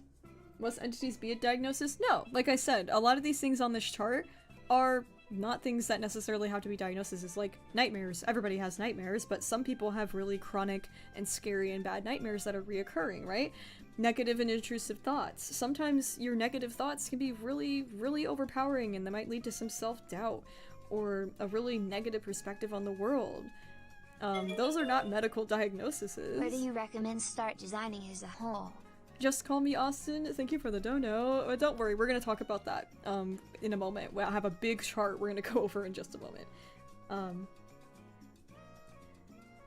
Maladaptive daydreaming as an entity. Yeah, that would be a really great one. Absolutely. That's like a dissociative thing that occurs. Absolutely. Pretty much, it's like pretty much fair game as to things that what you should and should not turn into entities is really up to you. There's just parts of yourself, such as neurodiversity and chronic conditions and disabilities, that are a core part of you and you shouldn't be set on changing. But if you do need help kind of accepting those things into your life, I recommend making them into entities. Like if you for example, struggle with your dyslexia, right? I'm dyslexic, but I find that just to be a part of me and my whole overall experience as a human being. I'd never needed help really accepting that. It was just a part of me forever. It just is. It just simply is. But if it's something that you got diagnosed with kind of recently or in childhood that made you, like you're really struggling to accept or you try to hide or you just don't like, making an entity out of it is okay. Again, these are just suggestions, and you know you best, and what your intentions are really going to shine through, and what you feel is going to help you, and what's appropriate, right? As long as you're using it for an acceptance tool, then yes. As long as you're not demonizing any part of that, if it's for something that helps you, absolutely make it into an entity for yourself, but if it's a part of you that's going to be a part of you forever, it's just going to be a core part of all of your eras. Like good example, micromoth, tics and spasms. If that's something you've experienced your entire life throughout all of your eras, it might just simply be a part of you, and each era can kind of express their struggles with it. Throughout Persona Project, you've seen me talk about my struggles with being autistic pretty much my whole life, and I didn't need an entity to kind of step in and be a physical manifestation to show that, because it is just who I am, and it affects me across all eras forever. And I've accepted that from very early on that that's who I was. So if you need help with acceptance, I'll make a note here to write more about it. We'll do acceptance. tools. So yeah, I'll write a little bit more about that in the document here, so we can talk more about when it's okay to do any of the non-examples or things that are obviously not listed. I mean, the examples are examples. They're not. That's not the complete full list of things. It's just ideas and similar things, right?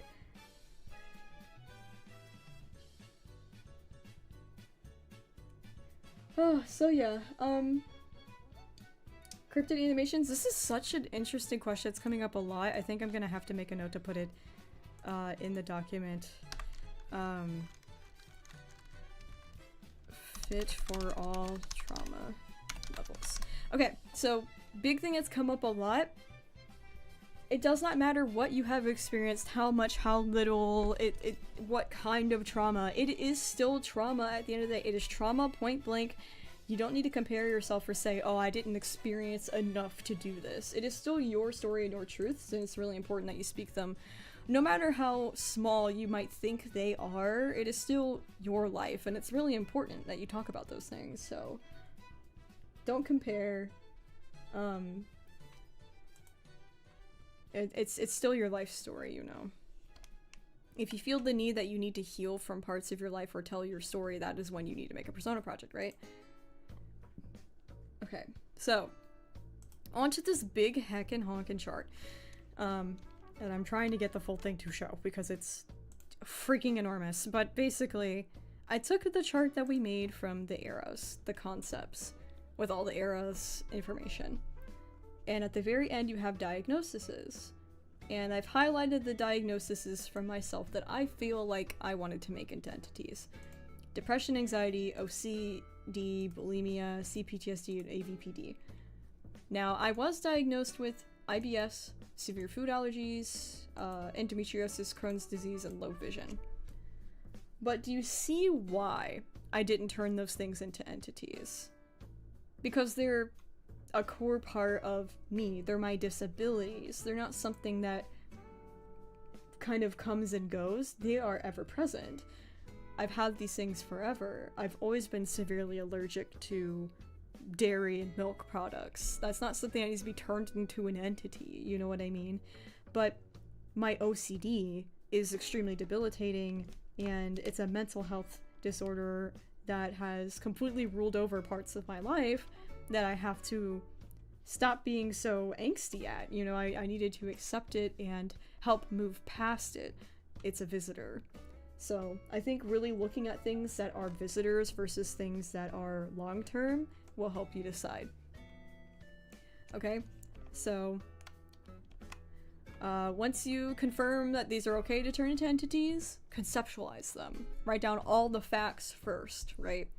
So here's my chart of facts for each of my entities. I had depression, anxiety. I discovered that in Wild Child's era. They were a part of my life from childhood to present. Some major events that happened surrounding my depression and anxiety is that Parker almost got tricked into giving up on life. To put that extremely lightly and very censored. OCD, I figured that out in Blackbird's era, and I've had it ever since. I think I suffered the most when I moved across the country. That was a major event around my OCD. My bulimia, also Blackbird. I only had it from preteen to teen, because Blackbird got professional help. That was a major event. Getting help was a really good step in that. My CPTSD was something that was formally finally diagnosed in Hawley era, but I've definitely had it since childhood. And Wild Child had triggers, like, and they were odd, and Wild Child would, like, really internalize, like, a lot of self-hatred because of it. That was a major event to me. AVPD is something I got diagnosed with in Haley's era, and it was definitely something I started to see in my preteen years, is when I think it began. And Hawley era used 12 to dissociate throughout everything that was going on during the creation of 12. So that was a major event, right? So you can do more than one major event. You can do as many events as you can think of that kind of tie into these things for yourself, right? I could even make a bullet point for negative thought patterns, like for me. which is also what my trickster represents. So that started in Blackbird's era. I started being a really negative and hateful person during her era. And the major event of that was I told my mom I hated her. And then she told me, you don't hate anybody. So, like, you can think of, like, some major events, even for things that are not, like, medical diagnoses, right? Okay. Now that we have facts, we can go a little bit more into the imaginative side of things, because first we need facts first. Really think about how you view your entity. If you could personify it, like, let's say, for example, your depression, how would they act? What feelings arise when you experience that disorder or part of yourself? Would they have gender? What abilities or superpowers would they have based on what it is? Think outside of the box to personify it and view it with a neutral lens. Don't view it negatively. That is a really important part of this exercise, is that you're looking at this with a neutral, if not positive lens, okay? So, for Wild Child, I thought about how depression creeps up on you and anxiety. It feels very sneaky, right? It just sneaks up on you out of nowhere. Suddenly you're like anxiety, your heart's pounding, and like things start to feel really out of control really fast. And for me, my depression and anxiety is very logical. So I labeled it as smart. Because I get really anxious about everything because I know everything and know way too much, and I get like so hung up on details and like the intellectual side and the logical side of things. And then I also, like, if I could think about my depression as like a person, it would be so smug. Because they know they'd be getting the better of me a lot. And they'd be eating up all my time and energy, and they would enjoy it. And I don't, that was like the only negative part about it, where I was like, man, like when I first began, of course, I had a lot of negative feelings about it, and that's probably normal to have some kind of resentment or some kind of negativity. The idea is to start to let go of that. So even if in the beginning you're a little bit negative by being like, ugh, it's so smug, you know, it's not evil, it's just being a little poop head. It's just being like an annoying little brother, you know, like very irritating. And like, while that is negative, it is something I sought to fix and help my view on my depression and anxiety. And because of that, it really did give me little brother energy. So I was like, yeah, we'll go with boy. Like, if I had to assign a gender, we'll go with boy. Like, we're going little brother, like, annoying, like, little smart, sneaky little brother, right? And I always had the idea of, like, my depression gets really, really big and really, really small sometimes. Sometimes it's really small, and I'm okay for a while, but then other times it grows and grows and grows. And so I wanted it, this superpower, if I had to assign one, like, to be big and small, right? And you don't have to do any of the, you don't have to have gender, you don't have to have superpowers, you don't have to have any of this. If you just get a personality down, that's kind of the important thing. I just found that these things helped kind of give them a little bit of character, per se. So in this exercise, we're also going to talk about the appearance, which is going to help with the design later. Unfortunately, we're not going to be designing or talking about that part yet. Dawn Mates and Crew, don't worry, I will have a whole section on sharing. And whether you should or not. I, honest to God, don't recommend people sharing their Persona projects. I'm not even gonna lie to you. In short, maybe don't. Maybe keep it private. When coming up with like an appearance for your entity, you're gonna want to like come up with some imagery for your entity, even if you don't draw. Even if you're just gonna write about them, you still need to be able to know what they look like to describe them, right? So here's some ideas, like the life stage or age the entity appeared or was strongest, personality changes that occurred because of the entity, location changes or moving that triggered the entities, gender expression due to the entity being present. I know that might be like a good one for DID, or dissociation even, or even gender dysphoria. Interests and hobbies and fixations changing due to entities. That can be like depression can really affect what you enjoy. Likes, dislikes, and favorites changing due to entities. that obviously can be like a ABPD or maladaptive daydreaming. Your fixations have like a really big role in that sometimes. Friends and familial dynamics affected by entities. Obviously, with being anxious, your social dynamics change. Major life events that were affected by entities. Maybe you couldn't enjoy your 16th birthday because your OCD got in the way, or your BPD made you only invite your favorite person to your party and that was it, and it was awkward, or, you know, like, there's, like, it affects you, you know. And then the actual medical diagnoses or self-discovery that happened for those eras. There's another, like, way of thinking about how you can design appearance. So what I did for mine here, is I chose a cat and a jester for my depression, because it was something that started in my childhood, and cats were my favorite animal as a child. And so if I had to think about Wild Child creating, like, depression and anxiety, it would obviously be a cute little cat.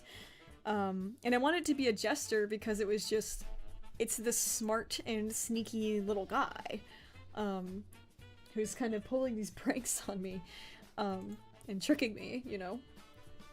So OCD, I had the main idea of just a top hat and a bow, because it felt like, OCD feels like putting on a show for me. It feels like, do this thing, like, go ahead, show me, like, go and check this thing. Like, it just feels so much like something else is in control and telling me to put on a show. So I associated, like, a top hat and, like, a bow with that. For my bulimia, it was like, kind of like, I was really hung up on the idea of a plant, like something that was just growing, and it was like a carnivorous plant because of, like, my binge eating side of my disorder. I was just thinking of, like, a very hungry plant, like a Little Shop of Horrors kind of thing.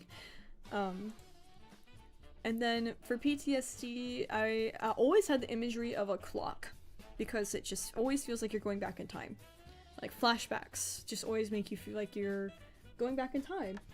But I wanted also to incorporate a dog, because I think the first time I ever had a really severe PTSD attack was I got attacked by a dog as a kid. And so relating the first major PTSD thing that happened to me to the design made a lot of sense. And then for AVPD, I chose, like, a sun and moon and clouds, because it's meant to represent, like, a dissociative personality and, like, the shape-shifting thing. But when I first start to think about when my dissociation started, it started when I was, like, a preteen. And in my childhood bedroom, I had a mural on the wall that was, like, a sun and a rainbow and clouds, that was never finished. And I just thought that was, like, a really interesting thing to turn into, like, a character design for an entity, that it was, like, this childhood whimsy of, like, oh, I had such a great childhood, you know, like, I had that mural on my wall, my parents really loved me, they painted on my wall, but that's not the reality of it. That was, like, a very surface level, like, outside perspective of my childhood. So that one was probably the deepest one. Figment is the deepest of the designs for me. Can you base an entity off of, like, an event of what triggered it? Yes, Winter the Wolf. That's exactly what I did with Clockwork. I did a dog and a clock, to kind of represent the dog attack that triggered, like, the first, like, PTSD set of nightmares I ever had, was just being attacked by a dog over and over again. So once you kind of have these physical ideas down, you can start to name them, right? Because the names came fairly easily after I had all of these kind of ideas written down. So, like, the Trickster, I named him that because he was tricking us to falling back into our old habits, or, like, negative thought patterns. Showbiz was putting on a show. That made a lot of sense. Collywobbles is another term for a stomachache. So considering this was an eating disorder, it made a lot of sense. Clockwork, you know, is a clock, has flashbacks, can send you back in time, appears like clockwork. And then figment is just another term for a part of the imagination, which is a dissociative disorder figment represents. So they can be called literally anything you so desire. These are just kind of like a way that I found to help name them a little bit. I plan on fleshing this out a little bit more with like how to name them a little bit more. So don't worry, this area of the document is still a huge whip. But yeah, if you have any questions, go ahead. I will add suggestions to the document. Again, I don't have the design portion done, but if you have any questions about that, I can give as many answers as I can. And also, yes, Winter the Wolf, making mood boards is a good idea. You should design your entities much like your eras. They are going to coexist in the same space, so treating them with that kindness is good. I love your videos and it really helps me because I relate to some of them. Red heart emoji. Red heart emoji. Oh god, it's gonna read all of those. Red heart emoji. Red heart emoji. Red heart emoji. Oh my red god! Heart emoji. Red heart emoji. Oh god! And you're really awesome. Red heart emoji. Oh my god, that was so funny. Thank you. Sorry, I'm really bad and dyslexic at reading names. Holcomb Haiti. Thank you for the dono and all of the red heart emojis. That was really funny, dude. In the future, guys, try not to put so many of those. It will read it out loud. It's funny, but I'm like, oh no, it's like spamming, so please try to not do that.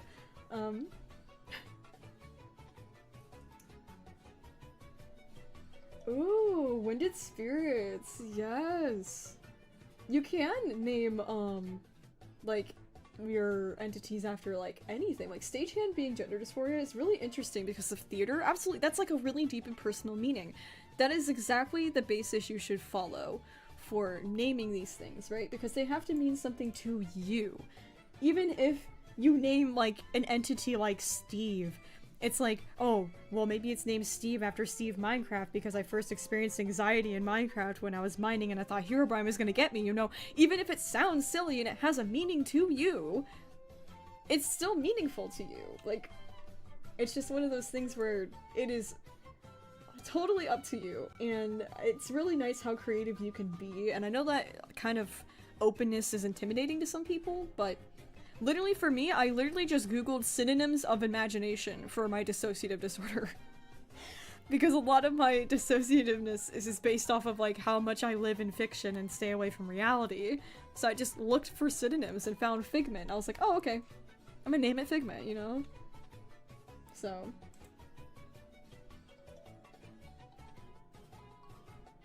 Oh, the puff. That's really beautiful. Designing your entity right now. Iridescent Grace. If your entities don't have a face or a body, they're just there. That's fine. I think personally giving them a physical body within your persona project can help you a little bit with physically being around them and understanding them and being able to physically reach out and touch them. I can't tell you how cathartic it was to introduce Clockwork to Wildchild and have Wildchild touch her face. It was so beautiful to me to watch my inner child feel the clock face of something that was going to affect us for the rest of our life and come to this acceptance of like, oh, she's just a big puppy dog that wants to protect us, and then hugging her. Like, being able to physically be around them has been really cathartic for me personally, so I think it helps if they don't have a face or a body, you know, as long as you have some kind of way to physically connect with them in a way that is meaningful to you, that is healing to you, great. I just think personally having a physical manifestation is helpful.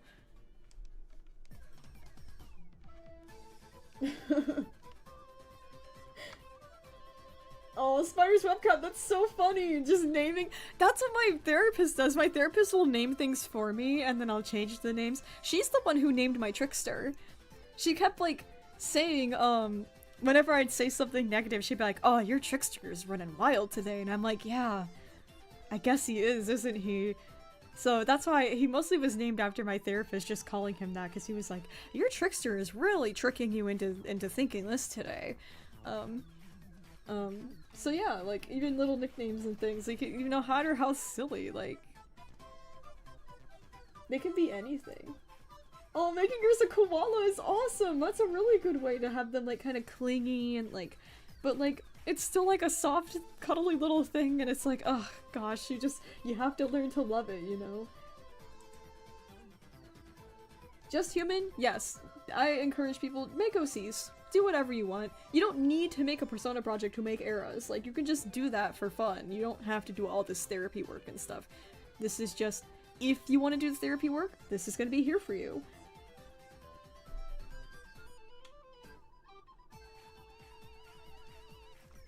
I'm not going to be personally helping people name stuff. This is an entirely personal thing for you to figure out. But if you really can't figure anything out, start looking up synonyms for, like, ways that you want to describe this entity. Like, if, like, for example, with, like, BPD, if you see yourself as loving, like, BPD is a personality of someone who is very loving. You can look up synonyms of love, and maybe you would name them something based off of love, like Valentine, like the holiday based around love or something, right? So at least understanding your entity in some kind of way, and like the basic personality, I feel, can help you really figure out what you want to name them. But I can't give any personal suggestions because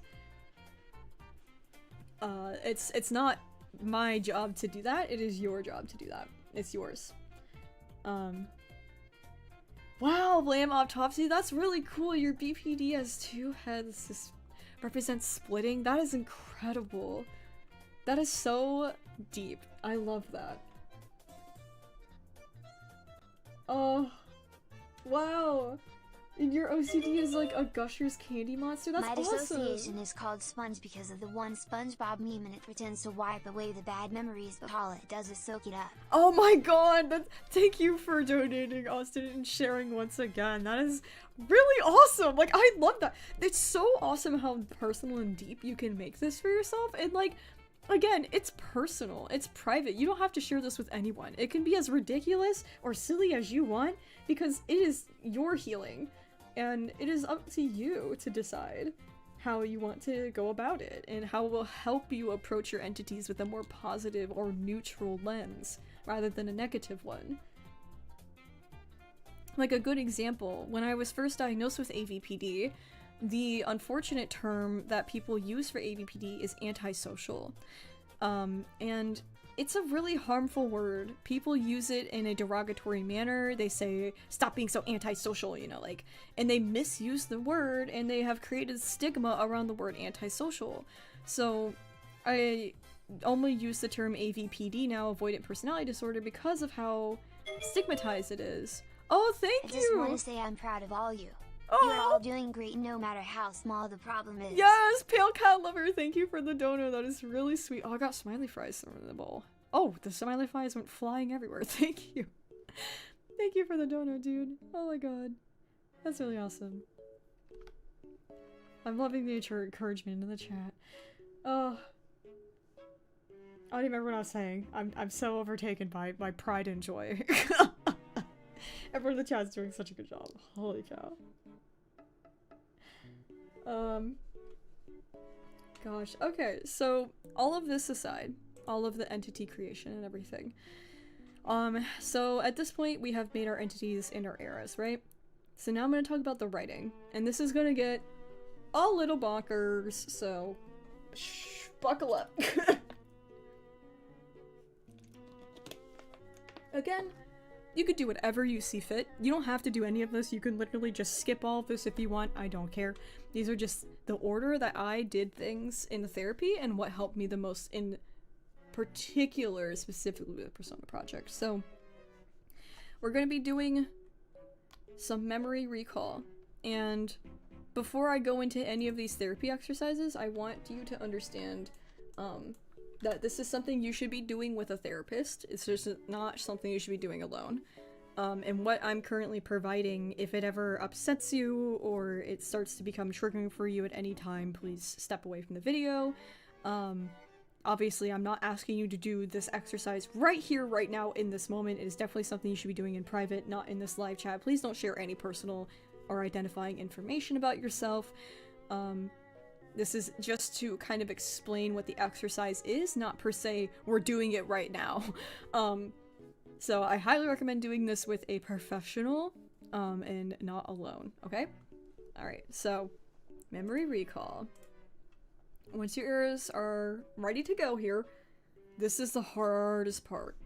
And this might be difficult if you have a trauma response to blocking memories, especially painful ones, so you're gonna need a lot of time and patience with this process.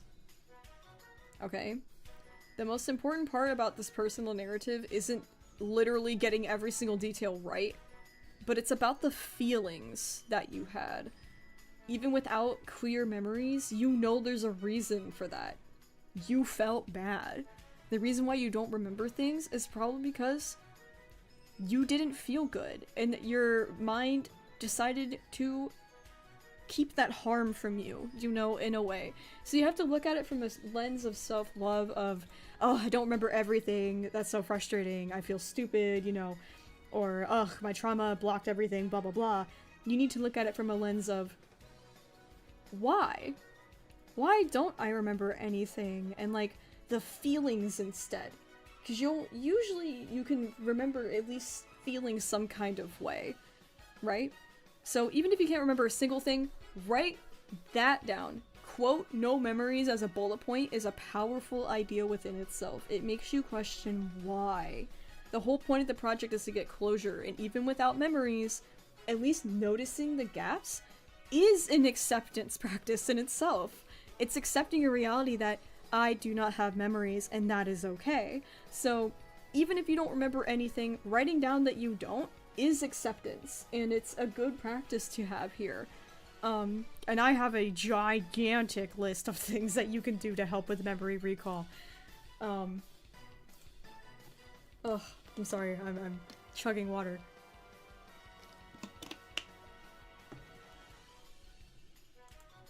Squiddy to silly, yes, you can make entities for pretty much anything that you are looking to accept about yourself and heal. It doesn't have to be any kind of disorders or anything. It can literally, yeah, anger issues would be a great one to have. Overthinking is also a really good one too. Alright, so...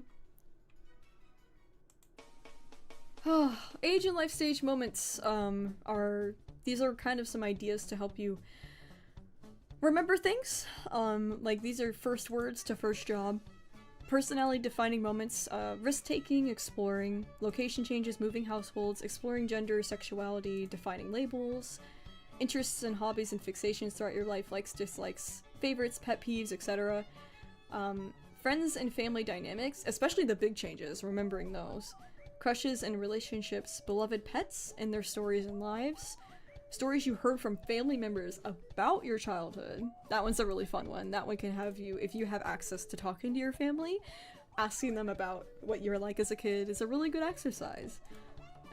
Major life events, your graduation, birthdays, funerals, medical diagnoses, major illnesses, hospital events, school stages and grades, classes, teachers, students, important teachers and mentors that in what you learned, like very good important life lessons, holidays, birthdays, special events, summer vacations, getaways, and once-in-a-lifetime moments.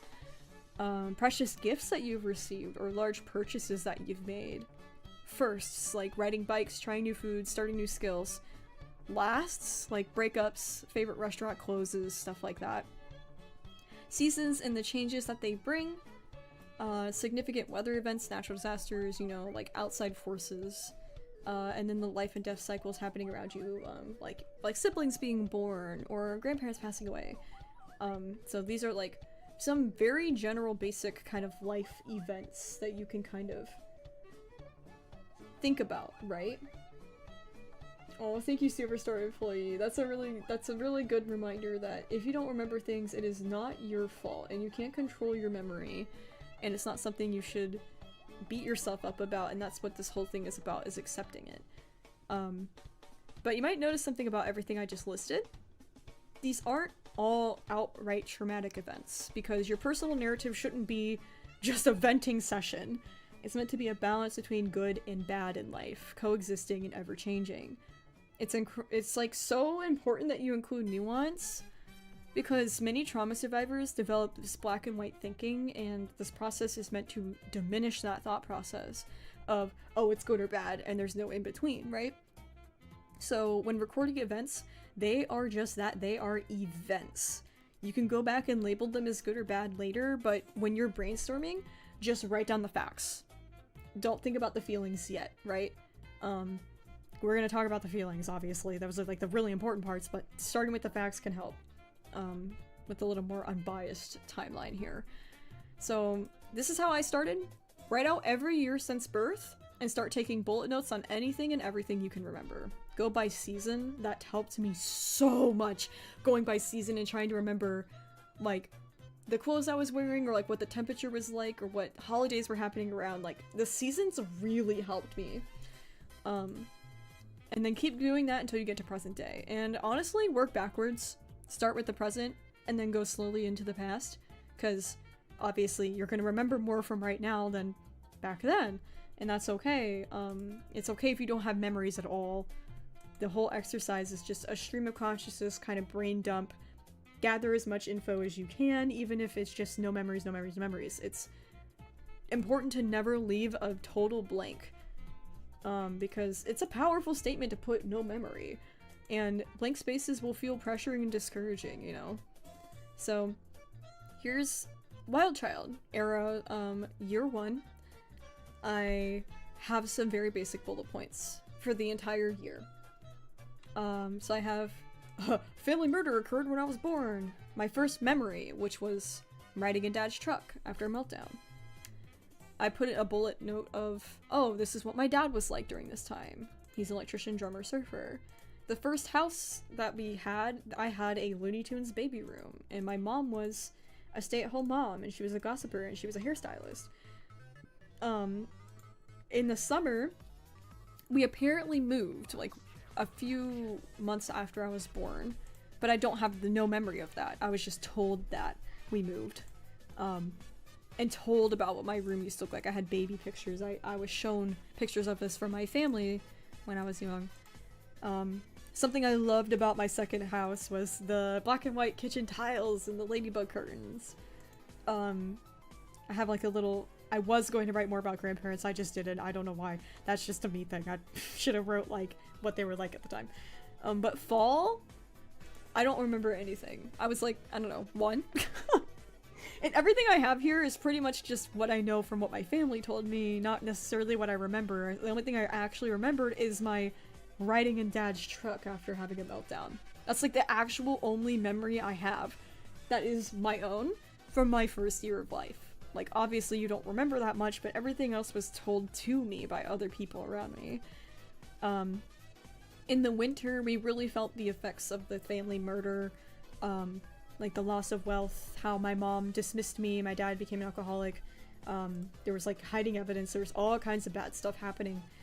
When the court case came around for that. And I was hospitalized a lot as a kid for having like a bunch of rashes and stuff. I had like a skin biopsy taken. That's where the medical mystery episode came from. Again, all stuff I don't remember, but things that happened to me. My only real memory right here is riding a Dad's truck. And do you see what I mean? Like, if I only filled this out with no memories, no memories, no memories, and I only had riding a Dad's truck, that's still one memory. That's still good to go, you know?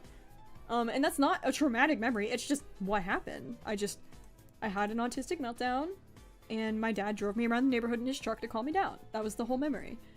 That was the first thing I ever remember about my life. And that looks different for everybody.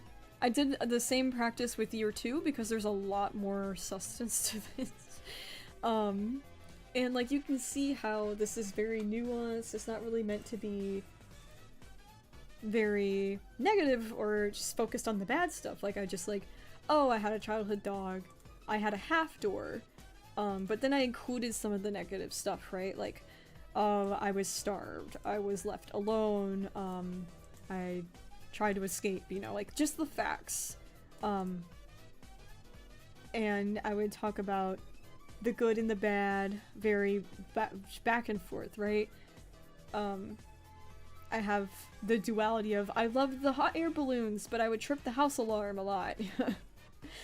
And I got a giant dollhouse from my parents that holiday. My dad burned my laces on my slip-on shoes and I cried because I thought he burned my shoes. Just every little thing down to like trying to pour my own drink and failing. Like, it might seem insignificant, but I'm gonna explain why even the most tiny of memories really, really matters here. So not every bullet point is like so important. It's not like a critical moment in my life, but it's just the collection of everything I can remember. And it's good reminders of who I was at that age. Like, I loved my childhood living room, and I got this toy for Christmas or whatever. That's like who I was, and I kind of did introductions of people when they entered my life and what they were like at the time. And then there's like core memories that I have that like the driving in dad's car is my first memory. And some are traumatic, but all of them are vivid to me. And for the really vivid core memories that you have that are just like really random, ask yourself like, why do I remember it so clearly? Even if it feels mundane. Because it usually does mean something, and here's my best example. In year 2 of Persona Project, I used to wait for my dad to come home from work with I Spy books in the laundry room. And like, those memories were so vivid and they stuck with me for a long, long, long time. And I finally, in this project, figured out why. Because I realized my mom was never the safe adult in my life. My dad was. And in my developing childhood brain, I latched onto him coming home every day and distracted until he got there because it was survival. And my dad would cook and clean and care for me, and my mom did not. So I didn't think twice about my laundry room days ever until this project. And like, even the smallest, silliest details might have some kind of meaning that you never really thought about before. It's very introspective and reflective, and it really makes you challenge your memories and like why you remember that. How do you organize things if you don't exactly remember when they happened? You don't have to do it on a linear scale. You can just write down every memory that comes to you, just stream of consciousness without any kind of structure, and assign eras to it where you feel that they would be the best one to describe that happened. Like, if you remember in school you got bullied, be like, okay, I don't remember what school I was bullied at, but maybe my inner child would be the best person to talk about bullying, right? So you can assign eras to memories if you don't exactly remember when they happened. I feel like you were gonna know yourself best to know who would be the most qualified to talk about it, right? Okay. So, another exercise I did was identifying core wounds. This is a really good exercise in therapy, but it's gonna get a little dark. Because you're gonna have to talk about your core beliefs. And you're gonna create 3 tables of positive, negative, and neutral core beliefs. And a core belief is like a central idea about yourself, others, and the world. It's almost like the lens how you experience life. So somebody might experience something, like 2 people might experience the same thing, but they're gonna have really different perspectives on it. There's like a worksheet I included that's really cool about it. But for my personal core beliefs, I wrote down, it was really hard for me to come up with positive ones in the beginning of Persona Project. It's like kind of embarrassing. But I knew who I was. I'm a kind person. I'm intelligent. I'm trustworthy. I'm in control now. I help those in need. I'm strong. My neutral core beliefs are ones that are teetering between good and bad, where I'm like, I'm capable, but only when my body lets me. I trust people, but not many people. You know, I learn from my mistakes, but I hate making mistakes. So this is, I do this, but. And then negative core beliefs are just things that are just really extreme from like negativity standpoint. This is like really showing you just how mentally ill I was when I wrote these. Like, good things don't happen to me without cost. The future is uncertain. I cannot make mistakes. I am not worthy of good things. I don't have choices. Life is not good, you know, like, really, really, like, you can see how long my negative side of my chart is. It's really bad how much about the world and my general beliefs were bad. Like, I believed I was ugly. I believed that no one will work to understand me, and the world is a cruel place, you know. Very negative stuff, but it was really important that I kind of nailed these down. And obviously, these are some good examples you can look at for your own personal basis of, like, what you do or do not believe. But it's just kind of some basic things about your beliefs. And then you're going to take the negative ones and you're going to assign arrows to them, because it's really going to describe why your arrows do the things that they do and, like, the choices that you made.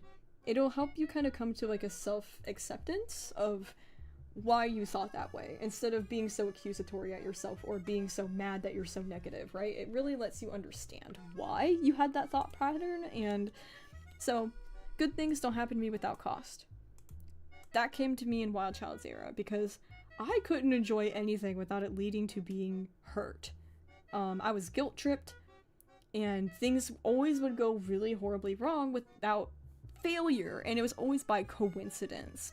So much to a point that I took it really personally and stopped believing in coincidences and started thinking there was something fundamentally wrong with me. And so the future is uncertain. That one came along in Parker era because of graduation. I didn't know who I was going to be outside of graduation. I was a perfect student, but no one told me how to be an adult. So to me, the future was uncertain at that time. That's where this developed. I cannot make mistakes. Another Wild Child wound is I wasn't allowed to explore in a healthy and curious way. I was expected to know everything and grow up fast and master everything immediately, or else I was punished.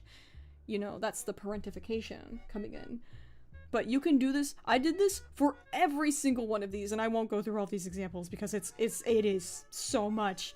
But it's just, it really shows you and makes you think about what part of your life this affected you most, when it began, and why you think that way.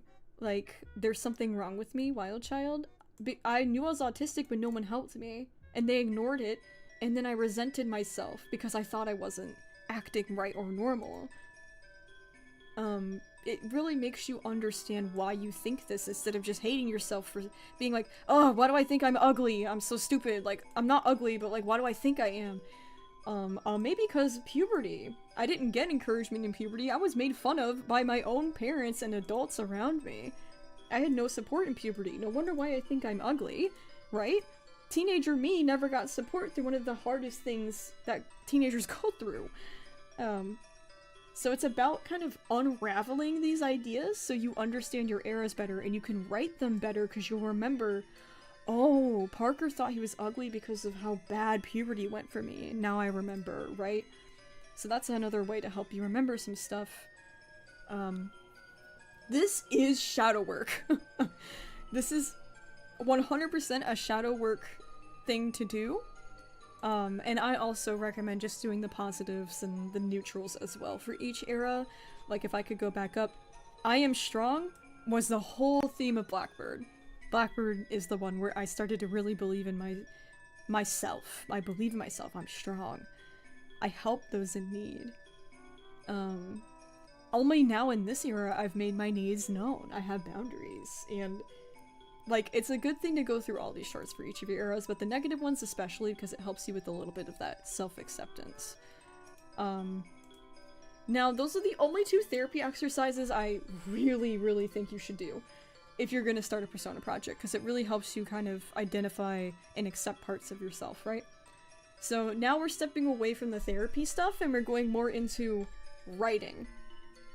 This is where I'm gonna drop my masterclass on writing. So get ready for that.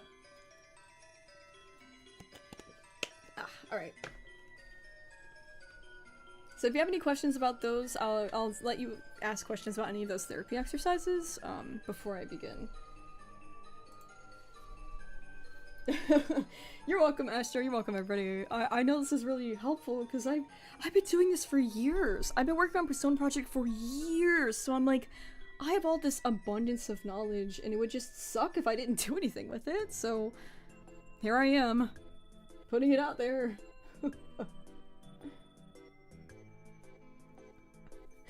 I did warn you guys it might help you remember some stuff, so just be warned. I would not do any of these things like in full without, you know, guidance. Because it's a therapy tool. Oh, dude, I'm so glad your therapist is helping you make a timeline. See, I never had to make a timeline because I have a photographic memory, so my therapist skipped that step, but it can be really helpful. Hell yeah, MJ, of course, dude. Would you say you could do a Persona project without a therapist? Superstar employee? Technically, yes. You could do whatever you want. You have free will, but I don't recommend it. I really don't recommend it. If it's not something that's accessible to you, like financially or just in general, maybe try finding like free counseling in person or online in your area.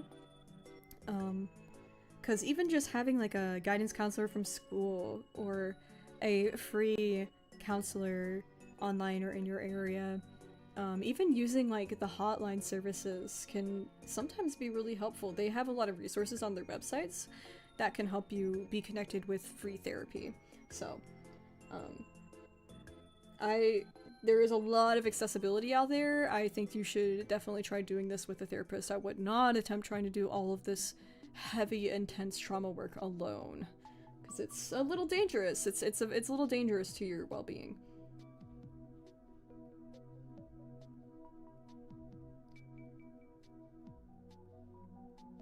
Oh yeah, Sam, you do not have to share your Persona project. I honestly don't recommend sharing your Persona project. It should be a private undertaking. It should be something you do for yourself, and nobody else.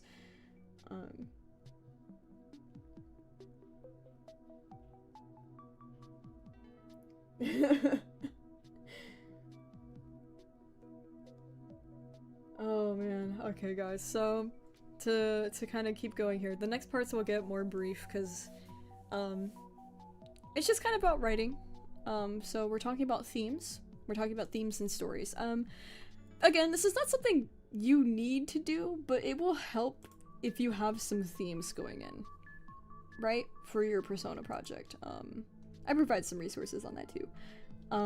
No matter whatever format you choose to tell your story, having themes across the entire thing can really help you feel like you've had a full and complete life and story.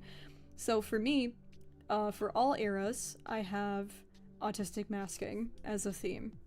Wearing a mask and hiding my true self. I have the word forever. It's a really important word in Persona Project. I'm sure you've seen it a lot.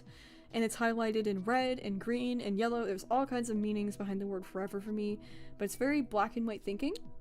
That's where it derives from, is this feeling of permanency for me. I don't even think permanency is a word, whatever. The word cursed is that really deep core wound of thinking everything is my fault, or that there must be some higher power that's punishing me, instead of just accepting things as the way they are. This is like a negative core belief. Being quote-unquote strong is something that I'm redefining in Persona Project. It's a word that my mom would tell me to like get over stuff. Like, I'll just get over it and mask, basically. And I'm redefining what it actually means to be strong. Lying is a theme of people lying to me, or me having to go against my own core beliefs to hide my toxic family. So I went against my own core values by lying sometimes as like a kid, and it stinks. So that's a big theme. And then freedom. Peace long fought for. That's a big motif in my whole overarching story, is freedom. But then you could go into each era. For Blackbird, I knew she had broken wings. My childhood was extreme and abusive and her wings were broken. She couldn't fly like everyone else. She had an abnormal childhood. I knew she was a hero. I knew that she would struggle with disappointments. I had like a really specific memory of somebody telling me life is full of disappointments, and it was such a glass half empty moment. It was just so negative. So I had this really negative thing. I have this quote that I wanted to include of having everything and having nothing, like the extreme highs and lows. A really strong theme of hate and detachment. And Parker has all these things that we haven't seen yet, like how fire can be used for warmth and light, but it can also destroy. Just lots of big themes that I notice kind of pop up in this time period in my life. Like, as a preteen, I was severely disappointed over and over and over and over again. As a preteen, I became such a hateful person. I was very detached, you know, like very core parts of my eras that I could translate across every year that the project covers. So that's just a cool practice. Don't have to do it. I just think it's helpful. Here's the thing about before we write, we're gonna get into a lot of things here. There's some really intense side effects you're gonna have. I'm not even gonna sugarcoat this shit. It is awful. I have been in the hospital 4 times this year because of how bad my health has been because of this trauma work I'm doing. My health has declined significantly since I started Persona Project, and it has an effect. There is so much you need to be mindful of and aware of. So good practice is being in your body and take breaks. Take breaks. Don't do this all at once. Don't. I've done this over a span of many, many years. What you're seeing on my YouTube shorts is the final product of almost 6 years of work. So it's not something you should do quickly. So if you start to feel things like lethargy, tiredness, weakness, aches and pains, muscles are really tense, you got headaches, stomach aches, temperature changes like you're just having heat flashes, like you're getting really hot, crying or trying to hold back your tears, or like you're trying not to cry, those are big indicators. You need to just stop what you're doing. You just need to stop. Physical, like those are the physical things, but there's also emotional things like if you're resisting or dreading writing, if you're currently grieving or going through loss, or you're just kind of engulfed by your feelings, if you're really angry or frustrated, if you're depressed, like especially depressed or really sad, if you're anxious or afraid, if you're really irritable, if you're stressed or in distress, obviously these are not good things to start writing your life when you're feeling like this. But if you notice while you're writing, you might be writing a happy memory, but you're like anxious, you're like typing really, really fast, or like you feel like you're not doing enough, or like, you know, you're having all these overwhelming feelings. It's like, hey, something's being stirred up, you need to stop, you know? Catch your feelings before they get harmful. You're tapping into some dormant trauma in your body, and it's gonna appear in a lot of wacky and weird ways. I'm gonna tell you when to get help, because you need to talk to your doctor and physician and therapist. Like, you need to tell them that you're doing a project like this, because they need to know when these, like, scenarios are gonna happen. Oh, I forgot to put panic attack. I'll put that on there.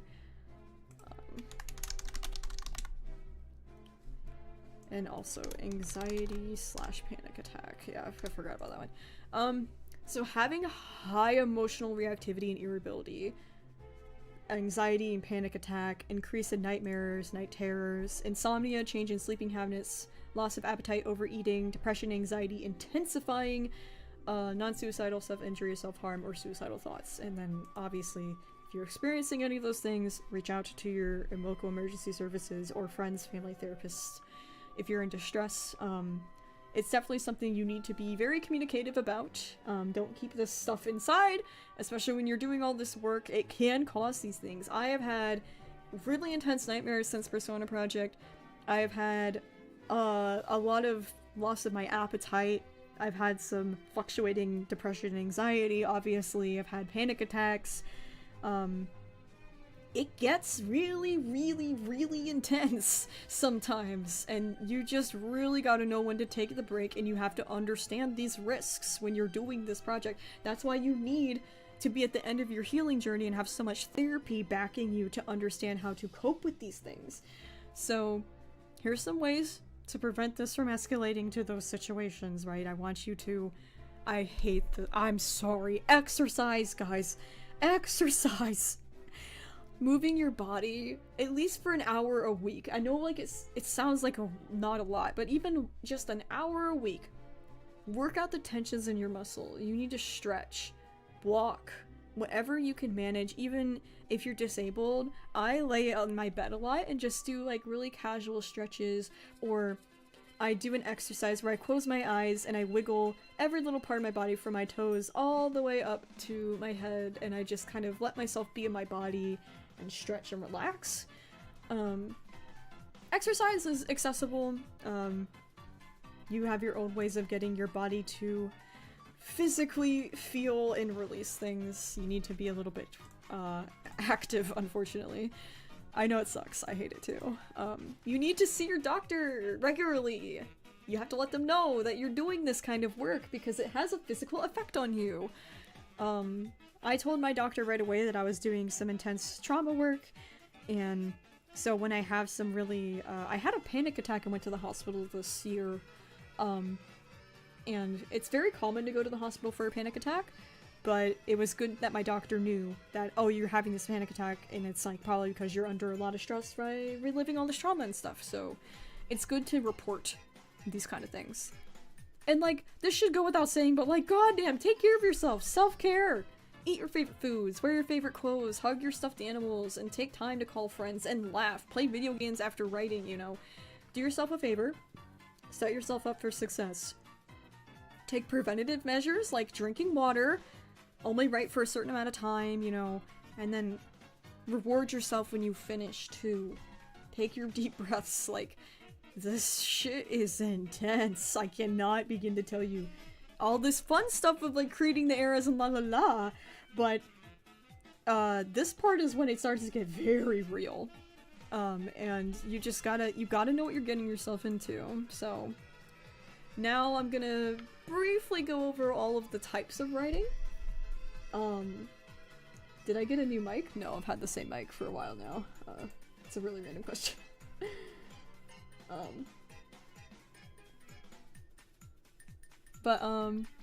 Yeah, this is, you can choose whatever format you see fit.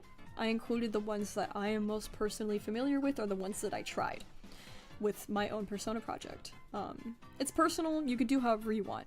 So, if you choose to write a book, here's how I wrote mine.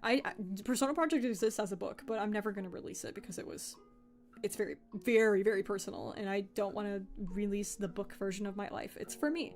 So, I created chapters around central events and people, and then piled in memories surrounding it. So I really suggest doing it in a linear order. You don't have to. You can write it out of order, but putting it in a linear order at the end makes a little more sense. So, good example. I had event was home, and then I described what home was like. At age 7, and that was like chapter 1. Then the divorce happened when I was 8, chapter 2. Then we had this awful person named Candy, who, if you know, Persona Project was my dad's really toxic girlfriend. And that was chapter 3, you know. Some major events of things that happened to me in the ages. And then I gave it a title. My original title for my personal project was Broken Wings. And then I kind of gave it this fancy subtitle of My Life as a Traumatized Neurodivergent Queer Person. Just a little bit of that identity in the title. And I chose Broken Wings because of the symbolism of feeling like I've had my wings broken because of my extreme childhood and I can't fly like everyone else. And here's an example of my first chapter. I'm not going to read it all out to you. But it will be available in this document if you ever want to take a peek of what the first chapter of Wild Child's life would have looked like had I just written it like a book. But I did include it in its entirety so you could kind of see how I included all of the little details here. And like, I'll explain how I used each of the therapy tools in my writing and all of the things that we prepped for. So I started this child when Wild Child was 7, or this chapter when Wild Child was 7. I chose a daycare memory, but it was one that I like regretted as an adult. And I focused on this memory because I wanted to highlight the naivety that I had as a child and how innocent and privileged I was. And when I described home, like the title of the chapter, I like crammed 100 million details about my home. So that was the memory recall part. I used the core wound, good things don't happen to me without cost, for writing this chapter, because I got candy after the divorce. I couldn't leave early from daycare without feeling guilty. I had good things, but I suffered from them. Emphasis on having good, but having the mindset that it wasn't given, but it was like earned. Was like played throughout the entire written piece. And then the theme of freedom, which is a huge overarching theme. Every chapter is gonna have a motif of freedom. That's just something I decided. So once I was freed from daycare, I was a free spirit as a child, and I was free at my dad's house, talking about lots of themes. So that's kind of like how I would write it chapter by chapter. And this is just formatting. This is just formatting, and like I'm not telling you how exactly to write it because that's not my job. That's yours. But these are just how I would do each format. So now we're talking about comics. If you want to make a comic, same deal. I created pages around central events or ideas, like just single pages I turned into like things. So my introduction was all my introductions to my eras. That was page 1, and then I was like, I'm gonna explain all my fixations throughout my whole life from like all my ages, page 2. And then I was gonna tell a story about in school how I was wrongly punished at age 8, and that was page 3. And then I would write out like some vague, like very easy to understand scripts. Like your scripts can look like literally anything, but this is how mine looked for my comic, where I was like, hey, I'm me, and these are the eras. And then I put like some artist notes of like, there's a group of everyone. And then like a little bit of dialogue. And like notes of like artistic notes of like highlight persona in personal project. And like then you can see I can zoom in. The quality's not going to be super great because I'm zooming the hell in on a Google Doc, and it's not going to be very happy about that. But you can see this first comic I made and kind of like how I followed my script and just kind of made it. And that was like one page to me. That was like one complete little like quote episode of Persona Project for me. Next one's a little different. Recording a podcast. So for that, I just did bullet notes. I took bullet notes and I just took like a central event and took bullet notes. And then try to keep it in this chronological order here. So I chose a Neopet comedy, and the bullet notes are: brother and I recorded action figures, made stories. Papa gave us a camera. Bob the cannibalistic flying goat was a main character. We have to stop recording because my dad and his girlfriend would fight. That was episode 1. I did like bullets for like the whole divorce and everything I remember about it. And then tire swing, everything I remember about that. And once I had my episodes planned, I started recording, but I did more of like a casual talk show, kind of like 20 to 30 minutes of talking about each memory and everything I can remember about it, how I feel about it, all my commentary. And you don't have to make it as detailed as that, or you can make it as detailed as you want. You could write out your whole book and then read it if you want. You know, there's lots of ways you can choose to record it.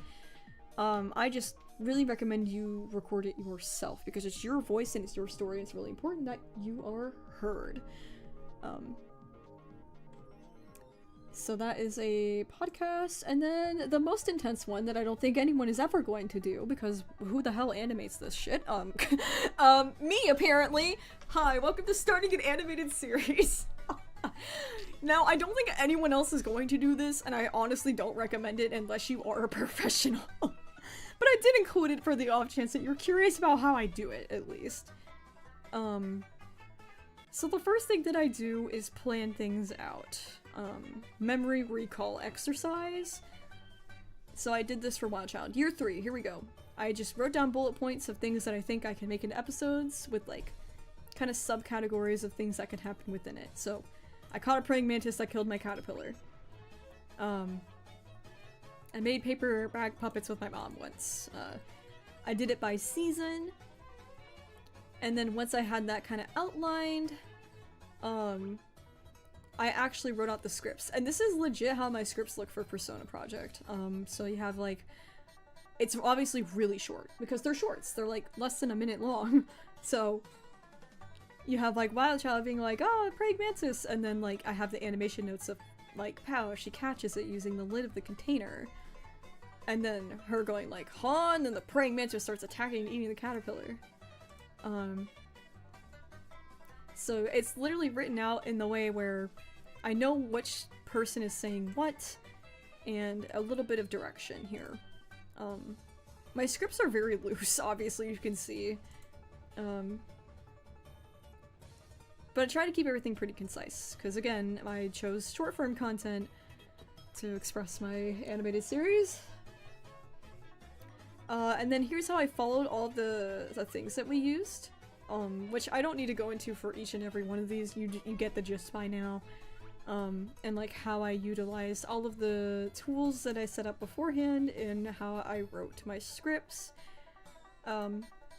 Biggest thing about animating this, I really highly recommend doing all your voiceover and voice acting yourself, because I just think it's really important your voice is being heard when you're telling your story. And you don't really have to have experience in this. You can just reenact how you remember it, or like just narrate it point blank. You don't have to even act it out if you don't want to. Like, I just think it's really important that if you're including audio in an animation, you should be the one telling the story, because it's yours. And then I kind of included like a little guide on whether long form or short form is good for you, and what I recommend. 1 minute episodes are the happy medium. I love my 1 minute episodes. They're very, very easy to complete. But 3 to 5 minutes of animation gets a little stressful. I personally don't like the short form, like canvas. It's really limiting with my details. I don't like the tall screen. It makes me upset. I hate it. I'd much rather do long form, but it would take a lot more time. So, these are just my opinions on like facts about the formatting, and then the opinions on the formatting for just my personal experience of like whether or not you should do A or B. And again, I think there's gonna be like a very small percentage of people that even look at this section, but in case you are, putting subtitles is really cool. I think that's really helpful because it helps your story visually being told on the screen too. And you can add emphasis on words and show quotation marks for exact quotes, and like use different fonts, and like subtitling. It's just a really clear way to be understood. So I think that that's really, really helpful. So again, yeah, I think that's gonna be like, nobody's gonna do that, and that's okay. Like, that's totally fine. So here's some ideas, of committing to finishing, right? Because a lot of people ask me, like, how do you stay motivated? How do you keep doing this? Like, here's how you do that. Staying consistent, there's a couple things I have done for myself that I found quite helpful here. Setting aside 1 day a week for mental health. 1 day a week to therapy, writing your narrative, processing emotions, venting, being present in your body. Having 1 day a week really helps. Like, it really does. And it makes you consistent, and as long as you show up every time, that's the hardest part. It doesn't have to be the same day every week either. You can just pick 1 day to devote to your mental health. And then schedule your therapy with a licensed professional every week. Definitely get your guidance. They are gonna be the best people to ask questions to. Again, try looking into free counseling in your area or online if it's not available to you. Oh, hot doggo! Thanks for sharing all this. Yeah, of We'd love course, to do dude. narrative therapy as well. Yeah! Come in my Juno air hee dog emoji. Let's go! It's so good to see you, dude. Heck yeah. Oh my god. Good luck with your journey, man. But yeah, the other thing for staying consistent, if you do choose to share your story, it can really help you stay consistent, to have a listener. Because I posted mine online just specifically for my own healing, because I experienced a lot of gaslighting and really rare events that made me question my reality. I was very dissociative, so like having responses from other people made me see how abnormal my life was and made me accept that it was real in the first place. And so sharing for me wasn't just like part of the consistency, but I did notice that sharing it with Like, it doesn't have to be an entire audience. It can even just be, like, your most trusted person, like your partner, or your best friend, or your sibling, or even just your therapist. Whoever is sharing your story with you, if you're telling it to them and they are an active listener, it might help you to be a little more consistent, because you might hold yourself accountable if somebody else is involved. But again, I don't recommend sharing your story for everybody. It just happens to be a bonus if you choose to. And then here's some tips for staying motivated. I want to talk about mindfulness a little bit. That word gets tossed around so much lately, and it feels like it's really lost its meaning. Being mindful isn't not literally just focusing really hard on, like, one thing. It's like this really subtle act of noticing, like, noticing the sunlight, or warmth of your food, the smoky smell of your shower. Like, it's about being present in your body and, like, in reality, because that'll help you stay motivated, because then you'll notice when you start to feel bad and you need to take breaks, and it helps you prevent burnout. A huge motivator for me, personally, is your future eras are counting on you. It's one thing to create eras for your past, but your future eras will exist one day, and they are counting on the decisions that you make right now to better them. And, like, I don't ever want to sit down and work on Persona Project and cry my eyes out and think about something really horrible from my past. Who wants to do that, right?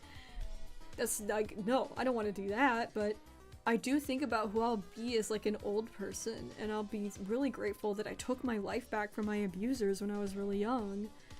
And I think that's really cool. Like, loving yourself and, like, loving your future you is, like, such a huge act of love. It just, loving a version of you you haven't met yet is, like, really beautiful and really motivating, in my opinion.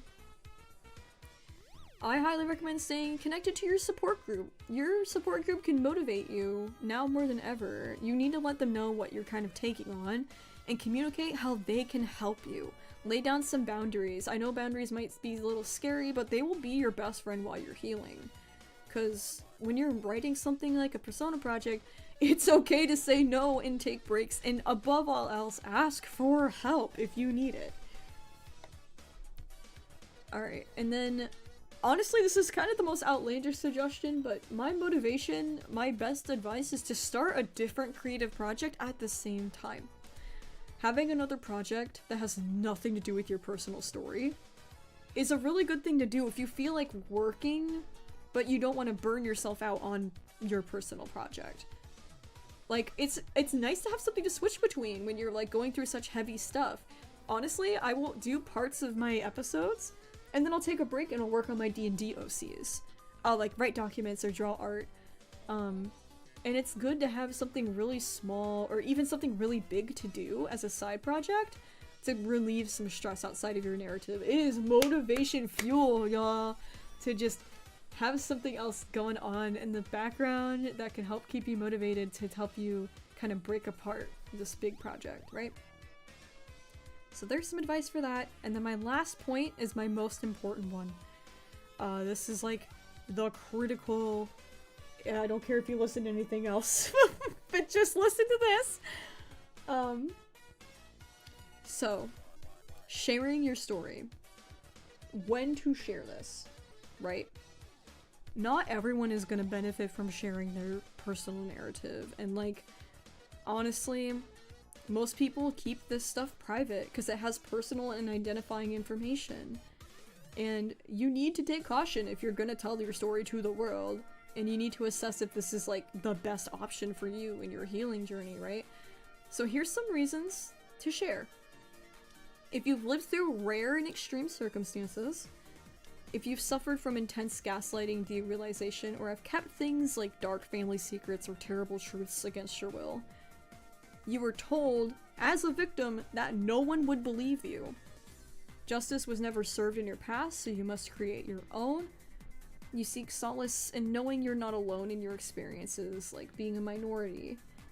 You wish to help others by teaching them what you've learned and how to heal too. Those are all extremely good and valid reasons to share your story publicly, right? Here's some gigantic glaring non-examples for you. You have this, You know, we might just bold and italicize this, in red. Yeah, bold, italicize, underline. You have personal and identifying information in your narrative that would dox unwilling or unknowing participants in your story. I can't tell you enough. If you're writing your story point blank exactly how it is with everyone's legal government names in them and all the locations you've ever lived, do not share your story. That is not safe. Don't share your story if it will endanger you to share truths.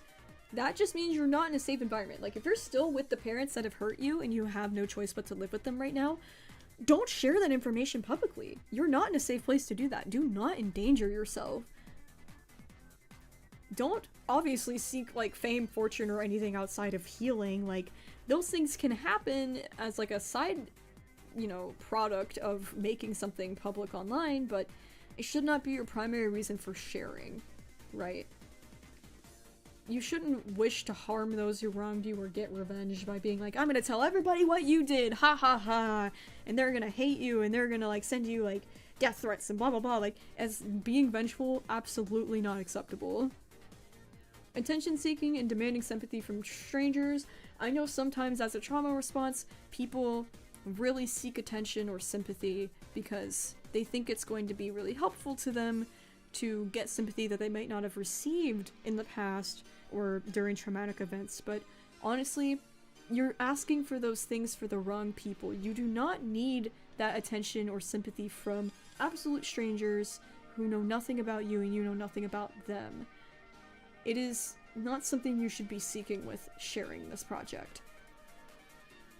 Another huge one, if you can't handle criticism or comments on your life events or decisions, because, oh yeah, people are gonna watch your every move and they're gonna judge you like no tomorrow. You really need to consider if you can handle people watching your most cringe middle school phases and handle people calling you names or people judging maybe some bad choices you made. You have to think about that, right? So here's what it comes down to. Your specific trauma history, how you choose to make your truth a reality, whether it's to be heard by many or simply retold for you and only you, needing outside witnesses to feel believed and gain closure, wanting comfort of finding like-minded people with similar struggles, what specific details are included in your story, and handling commentary on your most personal experiences, right?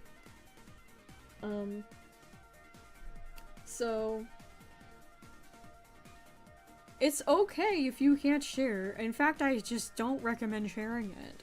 But if you do, I do have a really good set of guidelines that you should follow, right? You need to protect yourself and your privacy above all else. You need to respect the unknowing and unwilling participants in your story by protecting their identities too. This is all safety measures. You need to alter names and locations at the bare minimum.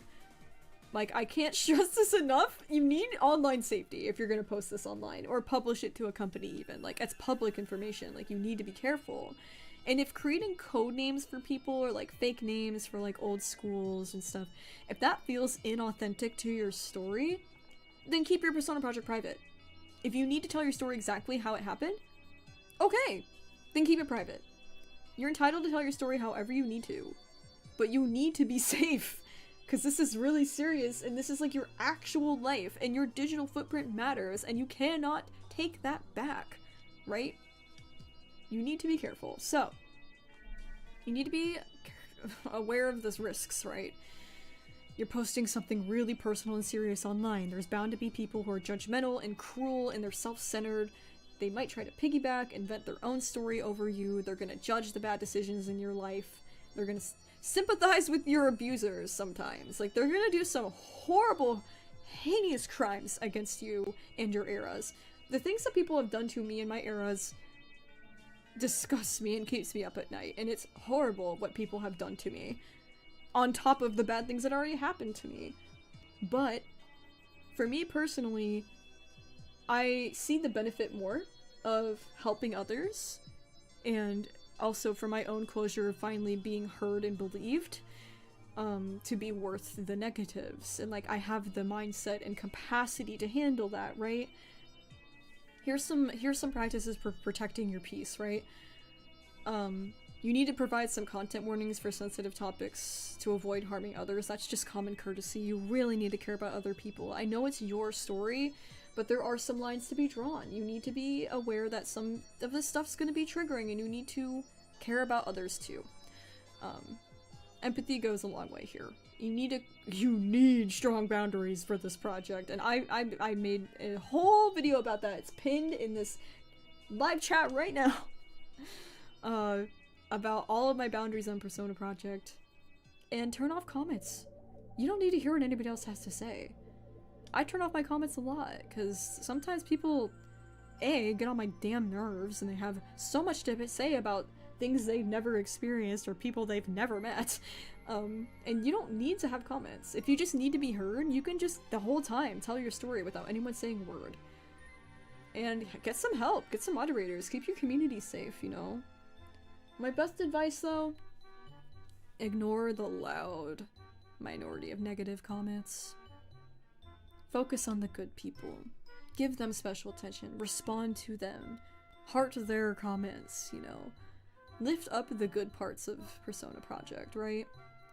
If you find that your project starts to become a burden, or you just really get pressured about uploading or, like, telling your story, like, if it starts to become a negative experience, stop making it public and just keep it private.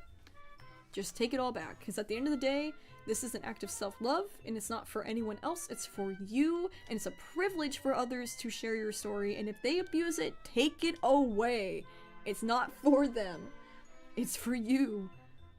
So, and then in the end, if you choose to not share, congratulations. This is a true act of self-love and acceptance so deep, you can pass this on for generations if you choose. Memoirs and autobiographies are history. And even if they're only shared with a few or never shared at all, it's your truth. And that is a great accomplishment to finally find your peace. So that is my advice on sharing. Genuinely, don't share it. Unless you have a very valid reason to, or have like a strong desire to, or any of the reasons I mentioned would benefit you. Holy cow, I've been yapping. So if you have any last minute questions, go ahead and ask away. I will be happy to answer anything, and if you feel like there's something in this guide that is missing that you really would like more clarification on, let me know. I will add it. That's why I decided to put this on live stream, so you guys could help me out and figure out how to best go about this. I'm hoping to get the full video out this week. That would be really nice. But it might be a next week thing. I might push it back. I really want to make sure it's really accessible with all the subtitles and stuff, and that takes a long time, so we'll see. It won't be as long as this live stream. I've gone into a lot of extra detail here, but it'll be very concise in the video. So, how do you figure out what year an event happened? Superstar employee? That's just me personally having like photographic memory. I can just remember everything. But if you have a hard time figuring that out, like I said, just assign an era that feels right. Like if you're like, oh, I remember I did like a play at school once that was really fun, but I don't remember what grade I was in, or if I was like in high school or middle school or elementary school. If you feel like, oh, maybe my inner teenager would do this because they were a theater major, I probably maybe did this here. It doesn't have to be exact, right? It's not like people are gonna be like, ooh, you're lying, you actually did that play in elementary school. Like, no one's gonna know that. Like, no one's gonna know that. Like, so it's the matter of filling in the gaps in ways that feels natural and good to you and what can best represent you, right?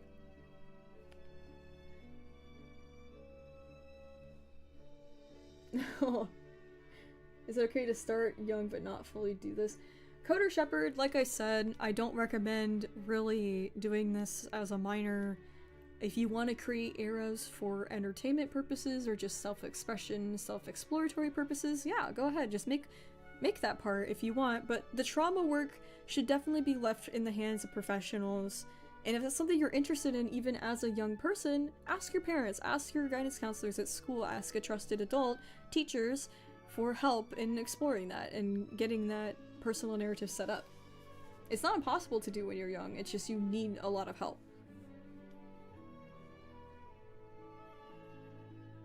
Yami Vance, yes, this doc will be available when the video comes out. It'll be a Google Doc, it'll be free for everyone to use, and I'll update it as needed if I come up with things that I want to add to it. The video that'll come out will be kind of a comprehensive starting point, and then the document will be the updated, kind of as time goes on thing.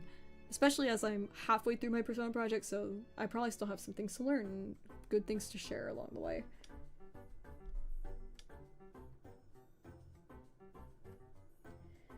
Potato Chippy, even when my Persona project is done, I know I'm gonna go through eras. I do plan on designing them. And I'd love to retouch Persona project as I finish new eras, right? Like the era after Robin, I'd love to come back 3 or 4 years later and be like, hey guys, time to tag on my next era to Persona project. Let's tell some stories that have happened and things that I've learned, you know? I think that'd be really fun, you know? It can just be a continuous series after I get through the bulk of it. And it'll just be every now and then I'll update you guys on how my life's going, and I think that'll be neat. Like, I definitely fully intend to continue to design and create eras depending on when they happen.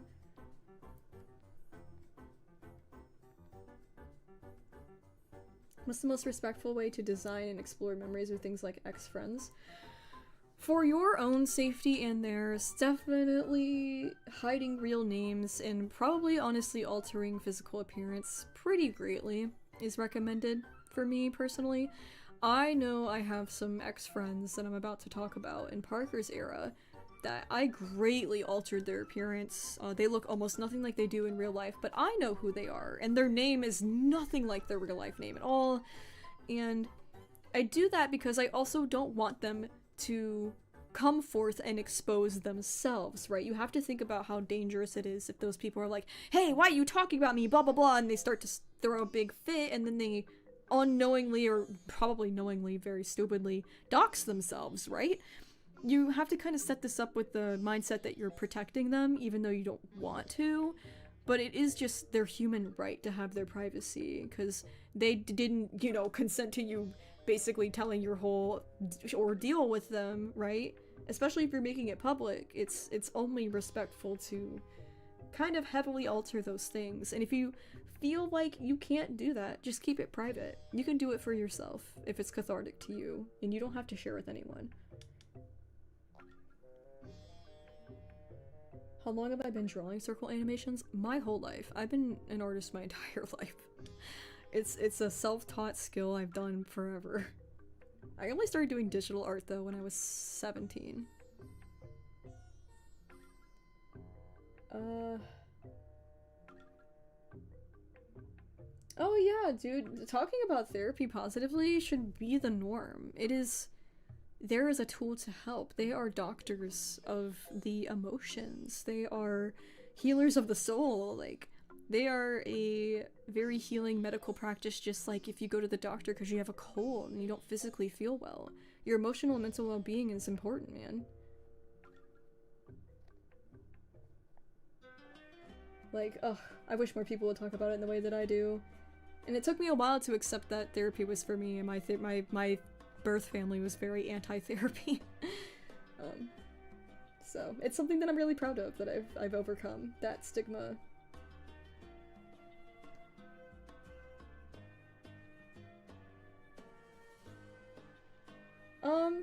Skylar Darkness, if you even have a single memory that is traumatic to you that you need to work through, go for it. If you feel like that's significant enough that you want to make like literally a whole era out of it, I mean, think about it, that teacher was a part of your life for an entire year.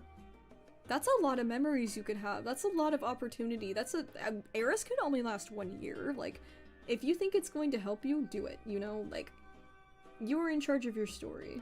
And it doesn't matter how small or how large anything is. And like, all trauma is real. It doesn't matter if it's what you believe is little. I don't even know how, I can't even conceptualize what people think is a small amount of trauma. It is still trauma. Like, it is all trauma. It's all damage that needs repaired. How do I figure out when an era ends and the next one begins? Again, I would refer back to earlier in this video with the life stages and dividing up eras. I did mine based off of mostly school. Like, I knew I was going to be a completely different person in high school because when I started high school, that's what I wanted. I was like, new school, new me, right? So, then when I started college, I was like, I'm starting life over, I'm an adult now. And then when I finished college, I was like, okay, just kidding, now I'm an adult, now I'm starting life over. So, like, for me, there's like this big, huge personality shift naturally that occurs within me, like, when I'm ready to start life over again is my personal indicator, and that is a really hard one for a lot of people to understand. Right? Where it's like, how do you just know? And I'm like, one day at work, when I was in Haley era, I just snapped into Robin. It was like an immediate thing. It happened in front of another person. They watched it happen. And it was like, I literally sat there and I was like, wow, I'm a whole different person. Like, in this moment, I am different now, and forevermore I will be different. And it just happens for me that way, and I know that's not the normal experience, but I notice the shifts in, like, my personality, my likes, my interests, my occupations, my everything just alters on, like, a pretty much a dime for me, and that's happened my whole life. So that's why I play more into, like, other outside indicators. Can entities be positive, Austin? I suppose so. I just don't really understand the purpose of them if they would be positive. Like, the entities are there kind of as a way to accept parts of yourself that you might not like, or parts of yourself that need healing. So, if it's positive, it probably doesn't need that, you know what I mean? So, it's not that you can do whatever you feel is right. I know, someone else I talked to who makes, this kind of persona project made, all of their emotions into entities, because emotions are visitors, and they turned, like, their, like, happiness, their sadness, their anger, their fear, like, into entities that come and go and stuff. So, like, happiness was one of their emotions that, like, an entity, so it's possible. It just really depends on how you do it.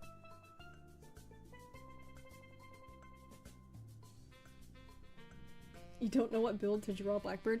I am a very small person. I am usually underweight. I was going through an eating disorder at that time, so I'm very small, thin, frail, unfortunately. Like, you don't have to draw me with any details you don't feel comfortable with, but genuinely, like, true to life, I am, like, pretty bony and, like, not tall. I'm short. I'm just a tiny, short, skinny person. So that's the build you can use for me. As long as it's not in, like, a disrespectful manner or, like, uncomfortable manner for you to draw in, because, you know, that stuff can get sensitive with eating disorders and stuff, but realistically that was what was going on.